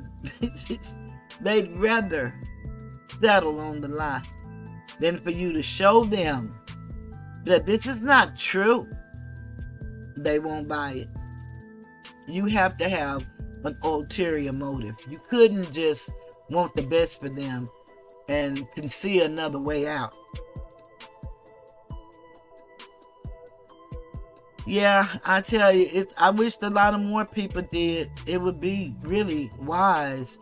But some of these people come as, wolves in sheep's clothing. And so they sound, well, she doesn't, but some people sound wise, but they just talk a good game because they've been around, older people.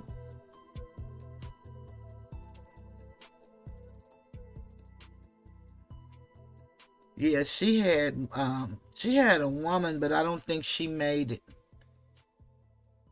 So, she's pretty sure that she's in. Moon said, my father told me about what is happening now. Started 60 years ago, and when they took God out of the schools. Yeah, well, child, they took God way out of the schools. They took him out of our hearts because they took us away from ourselves. Schools are actually all churches, synagogues, mosques, all those places are supposed to have their own schools. That's where your education should come from. Unfortunately, it's not that way. But that's the way it was designed. Our ancestors, those that were for us, really had some good ideas. And those that were not so good, they sold out. For the same reason and the same things people are selling out for right now today. They think money will take care of everything when we don't even have money. We have a fiat banking system, which is an accounting system. And the money that we know has no value if we understood. And the Constitution tells us it's backed by all the things that they go to countries and take from people. Their gold. Well, silver and gold. But they take people oil. They take people minerals. They take people herbs and spices. Exactly, Moonchild. So if it's not backed by gold, then it's not anything. And one of the issues that we have with these countries, they're not buying our T-bonds anymore. But if you go read up on the Rothschilds, and you hear the granddaddy say that he cares not who make your laws, it's give him the money. And if you give him control of the money, then the rest is history. And so a lot of the wars and the fights were about the money. And that's why we had the big to-do on Jekyll Island back in the day when they came up with the Federal Reserve System and the fiat system. And they took away all of the allodial titles and made us deeds and bonds. So it's really a lot of good history, but it's so much history. And if you're not even trying to research and just see if any of this stuff is true, then once you get into it, maybe it will overwhelm you. But if you take a little bit at a time and go at your own pace, and if you go fast, then go fast, whoever you may be. But you can just take your time and just start researching and asking Google questions and see where it leads you. You would be surprised. And then find you a half-price bookstore or a thrift bookstore online or something where you can buy you some books that the older the books, the better. Buy them and start reading them and sharing them with your grandchildren, nieces and nephews if you don't have children. My mom told me that the house manager saved the farm by sneaking the silver forks and trading them for food. Wise woman. Your father sounds like a wise man. Nowadays, God is mocked and places of worship have been compromised and tainted. At Toothless Tiger showed the Atlanta clergyman endorsement of Fani. Yeah, that was really sad to see. It really was. And, they don't act like they know. And, it was one man, and I haven't never seen that video, but I seen it on somebody else's video, and I can't remember who. Well, this man said, ain't nothing wrong with that woman, but she's a bitter old woman because a man left her. That was just utterly ridiculous, and he was a pastor. And this lady had no idea that her husband, who she knew they had a strange relationship, but they stayed together, he told her, for the sake of the children, and he told her for the sake of her, because she didn't just do that for no children. She thought she had a real marriage, but she was ill, so she probably didn't even expect much from him. And he gave her nothing but grief, disrespect, and dishonor. And then you had a pastor in a pulpit saying that the woman ain't nothing wrong with her, she just angry because a man don't want her no more. How are you all condoning this when one of the reasons that is written that you can get a divorcement, matter of fact, the reason is adultery? So it's just amazing how these people soon forget. She went to the churches and they said that she always go to the church. Well, yeah, she did go to the church, but she lied to the church. She told them she had a secret to tell them, but she didn't tell them not one time I'm sleeping with this woman's husband. And I threatened to lock her up if she fight for what's rightfully hers. And it wasn't her husband. It was her, right to medical care and spousal care after being married for 25 years or more.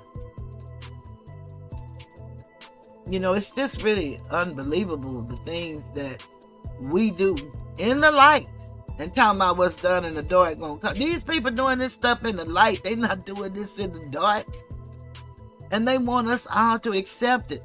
And the poor people who sitting there just giving all their little $2 and $3, waiting on the day that it's going to turn around for them. It's going to turn around. They just know God gonna do it. It's really sad how we as a people have been and continue to be, because it's not necessary today. You can be whatever you want to be, even if it's just in your own mind. Dare to dream and hope, and then make it happen. There are barriers. We seen that just last week. And all of this, they just had another shooting in Atlanta on yesterday with the baby was making a video in Atlanta. And 3 guys with him were hit. And it was children all outside across the street playing in apartments. And they said the people that was doing the shooting looked like they were about 20 years old. So, I mean, can you imagine? And it's almost frightening to speak to people today. They want to know why you speaking to them. It's just a common thing to do is, courteous. But a lot of people aren't taught common courtesies. It's just like with these people, they think it's okay. They said the DA said that she can do what she wants because she's a constitutional officer and they can't control her and they can't tell her what to do. They can't tell her how to spend her money. She can ask for money for one thing and not use it for that purpose, and they think that that's right. I don't know where they come from, but I don't know nowhere where that's right. Because everybody else has to operate, I'm told, on the honor system. But apparently not the DA. She don't have to be honorable or integral. Honesty. Honesty implies a refusal to lie, steal, or deceive in any way. Honor suggests an active or anxious regard for the standards of one's profession, calling, or position. Integrity implies trustworthiness and incorruptibility to a degree that one is incapable of being false to a trust, responsibility, or a pledge. These people know nothing about these things. Integrity, a noun. The quality of being honest and having strong moral principles that you refuse to change. And that's in way of honor and dignity and respect for self and others. Gone are the days, but we have to bring them back as long as we live. People that do wrongs will fight tooth and nail whenever caught and questioned. They know what they do wrong. Tell the truth, Regina. But don't want others to see them for what they truly are. Righteous never have to hide. Tell the truth. Moonchild said, I had no idea that the DA could operate blindly and answer to no one, not even the judge. No, well, a lot of those judges are getting, in my opinion, this is one woman's opinion. I ain't seen nobody's checkbook. I ain't seen nobody's nothing.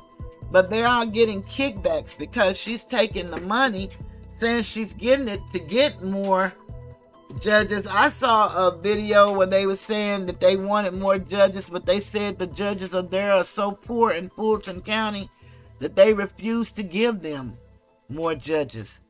They don't deserve any more because the ones they have are so poor. And I don't know how many of them are poor in judgment, but I know that one that's sitting on Young Thug's trial is really, really, really a piece of work. And he's actually practicing from the bench, and that's really a no-no. He's actually literally working the state's case for them. Adrienne Love, she thinks she's above all because she went to Georgetown Law School. So, you know, Clinton went to Georgetown, the university. And then I heard about the Rhodes Scholar. And, you know, this guy who came up with the Rhodes Scholarship, but he's the guy who had the De Beers diamonds. So we know how terrible that is. And he came up with the Rhodes Scholarship for Oxford. So, you know, it's all nothing but wickedness and rulers of darkness in high places. And a lot of people think those high places are flying around in the sky. Well, they might be in a skyscraper penthouse, but they look like you and I. And they make decisions that affects us all. And that's just what that is. So I showed all of the videos. Thank goodness I got to show all the videos I want to show. I'm going to have to try to learn how to edit. I hope that, you know, y'all enjoy the videos, and I certainly appreciate y'all staying with me the whole time, so I know that y'all enjoy something. And I greatly appreciate y'all, because if I could edit more, it would be smooth sailing, because I can't stand all of this buffering and the way my computer system is set up and the where my modem is and stuff. I can't even get an Ethernet. But we're going to work out something. I don't know what I'm going to work out.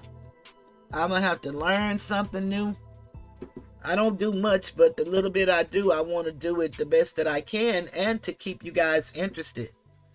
There's another opponent running for district attorney, Republican Courtney Grammer. Not sure if both are still going to be on the primary ballot May 21st. Yeah, I thought normally they just pick one of each. I thought they come from both parties. Like if it's 5 people from the Democrats and 2 or 1 from the Republican in November, it would be the Republican against the Democrat.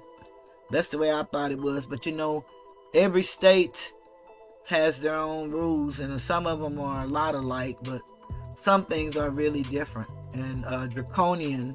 And it sounds like Georgia, which is where Jekyll Island was, in Georgia. So anything goes, but that's where the railroad started and things of that nature in Georgia. So they have a rich history, and I guess that's why they play on everybody's emotions and tell all of these beautiful stories that really mean nothing to nobody but a dreamer. We got to get into reality and wake up. That's what we got to do, you know. And I think people don't understand that we have the right to petition. And petition doesn't mean that you have to go out marching. If you want to march, march. That's beautiful. Maybe that'll keep your lungs open or something. But you can complain. And I had a link if anybody wants to. Most of the time, we're not going to do anything but talk about people. We won't admit it. I will, but most people won't. But that's all we're going to do is talk. We're not going to put forth no effort and do nothing. But if anybody wants to complain about the judge, and you can also complain about the DA, you know, and once we voted them in office, they, you know, these people talking about they are, this woman talking about she's a constitutional officer, as if she is a federal constitutional officer. Even with her state, she can be impeached. snitched. And she act like she doesn't know that. But she's carrying out a mission, and when they pull her card, she's going to understand just how invaluable she really is. She thinks she is the cat's meow. And right now she might be. But in a minute she's going to be the dog bow wow. And it ain't going to be pretty, and it ain't going to be fun. And all of them clergy that was standing there with her, who's not going to be able to get a dime from her, yeah, they going to leave her by herself. And all you got to do is just watch.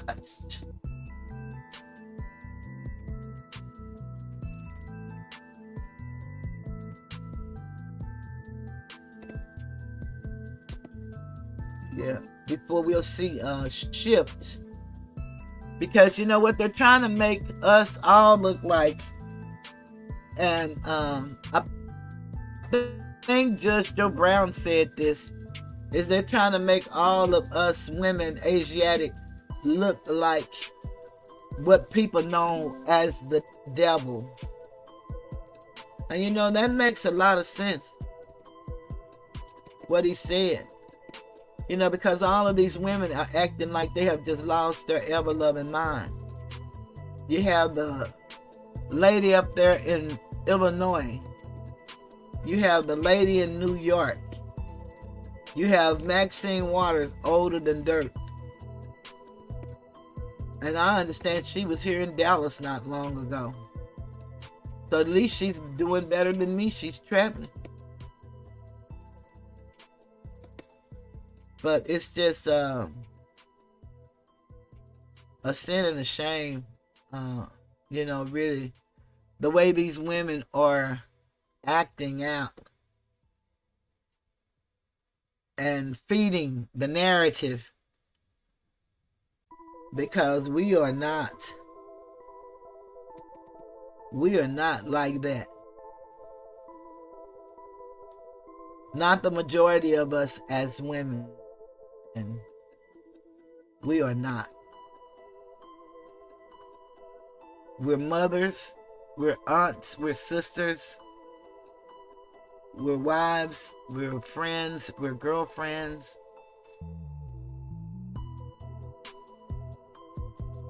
Cousins, nurturers, builders, teachers. And that's what we try to do. So on that note, we're going to get ready to say goodnight. I want to thank everybody for being with me. If you have not subscribed, please consider subscribing to the channel and becoming a member. It helps me.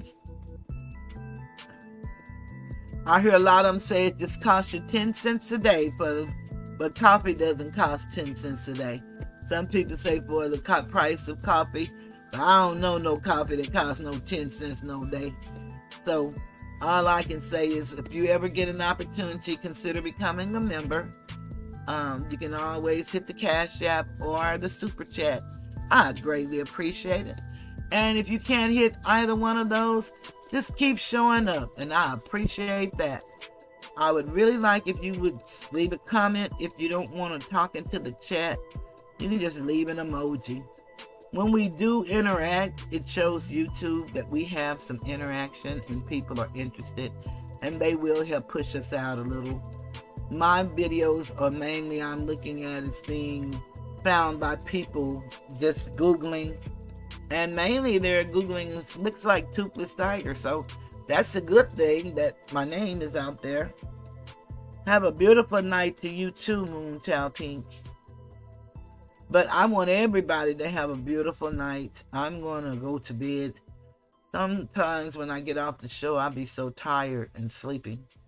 And I think I'm just going to give me some rest. I didn't look at the trial a lot today. I started, but you know, that guy with the telephone information was a bit much for me. I was getting on my nerves because I don't know nothing he was talking about other than what I could have done. And it just didn't make sense to me. And they asking him all these questions, just dragging this on and on and on. Not to mention that they're supposed to have at least 120 more people, I believe, that they're going to be calling as witnesses. It's just pathetic. And that's just the state side. We haven't even gotten to the 6 defendants. So it's just unbelievable, the things that they're letting go on. And they've asked for about 4 mistrials, and this judge will not grant it because he granted a mistrial arbitrarily. And to me, he's doing the same mistake, even though he's dragging it out. But he's making the same arbitrary mistakes because he's practicing behind the bench. And you're not supposed to do that. He's supposed to be the referee. He's not even the finder of fact because they got a trial by jury. But it's just hard to believe that he is so rude to the defense. And he's really, really, really rude, excuse me, to most of those Europeans. He is awfully rude. And I guess it just let us see how we've been treated all our lives. Or maybe it'll let the world see. And maybe it don't mean nothing to nobody but us. But, we're the kind of people that we're so forgiving that we don't want to see nobody get mistreated if we can help it. Most of us don't. Some of us don't care. But it is what it is, and it'll be what it'll be. And I'm going to keep lifting those young fellas and their families up, and the victims of the people that they've already paid their debt to society. Hopefully those who are still with us are doing better, and the family is healed or healing. Oh, okay. Well, you didn't miss much. I was getting ready, just saying my good nights to everybody and thanking y'all for being here. And Regina, I greatly appreciate you and doing all of your hard work. It means a lot. So everybody that's not in here, all of my peeps that would normally be in here, they're working, doing their thing. But just know I love y'all anyway, because I know y'all catch that playback. And I've really been having some good feedback on the playback, so that makes me feel good to know I only get 8 to 10 people. Lately I've been getting anywhere from 3 to 7, maybe 800 people that tune in, even if they just tune in just to see and tune out. I appreciate each and every person that does that. I wish you would get the lesson, because I think I'm teaching some hell of a stuff. Maybe I'm not, but I think I am. And I really would love for you to get it, or get interested in it, and then go do your own thing.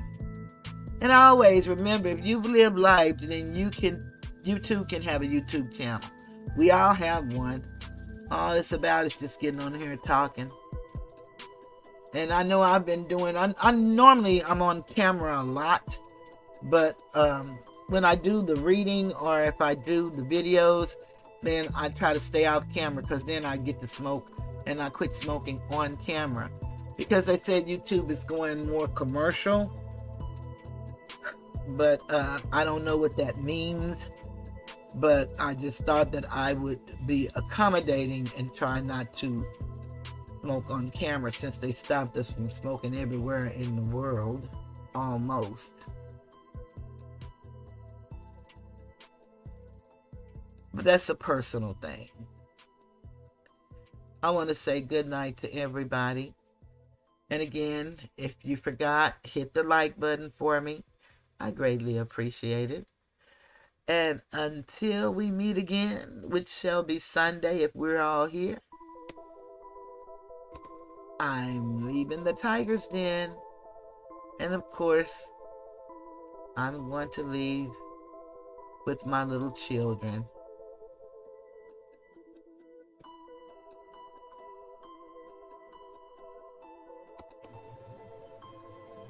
I believe the children are our future.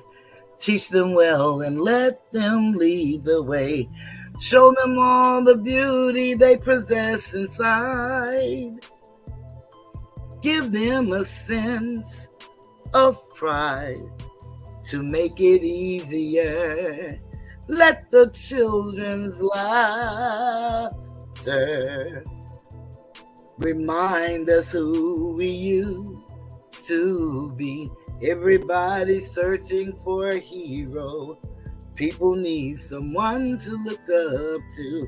I never found anyone to fulfill my needs. A lonely place to be. So I learned to depend on me. I decided long ago never to walk in anyone's shadow. If I failed, if I succeed, at least I'll live as I believe. No matter what they take from me, they can't take away my dignity, because the greatest love of all is happening to me. I found the greatest love of all inside of me. The greatest love of all is easy to achieve. Learning to love yourself is the greatest love of all. And if by chance that special place that you've been dreaming of takes you to a lonely place, find yourself in love.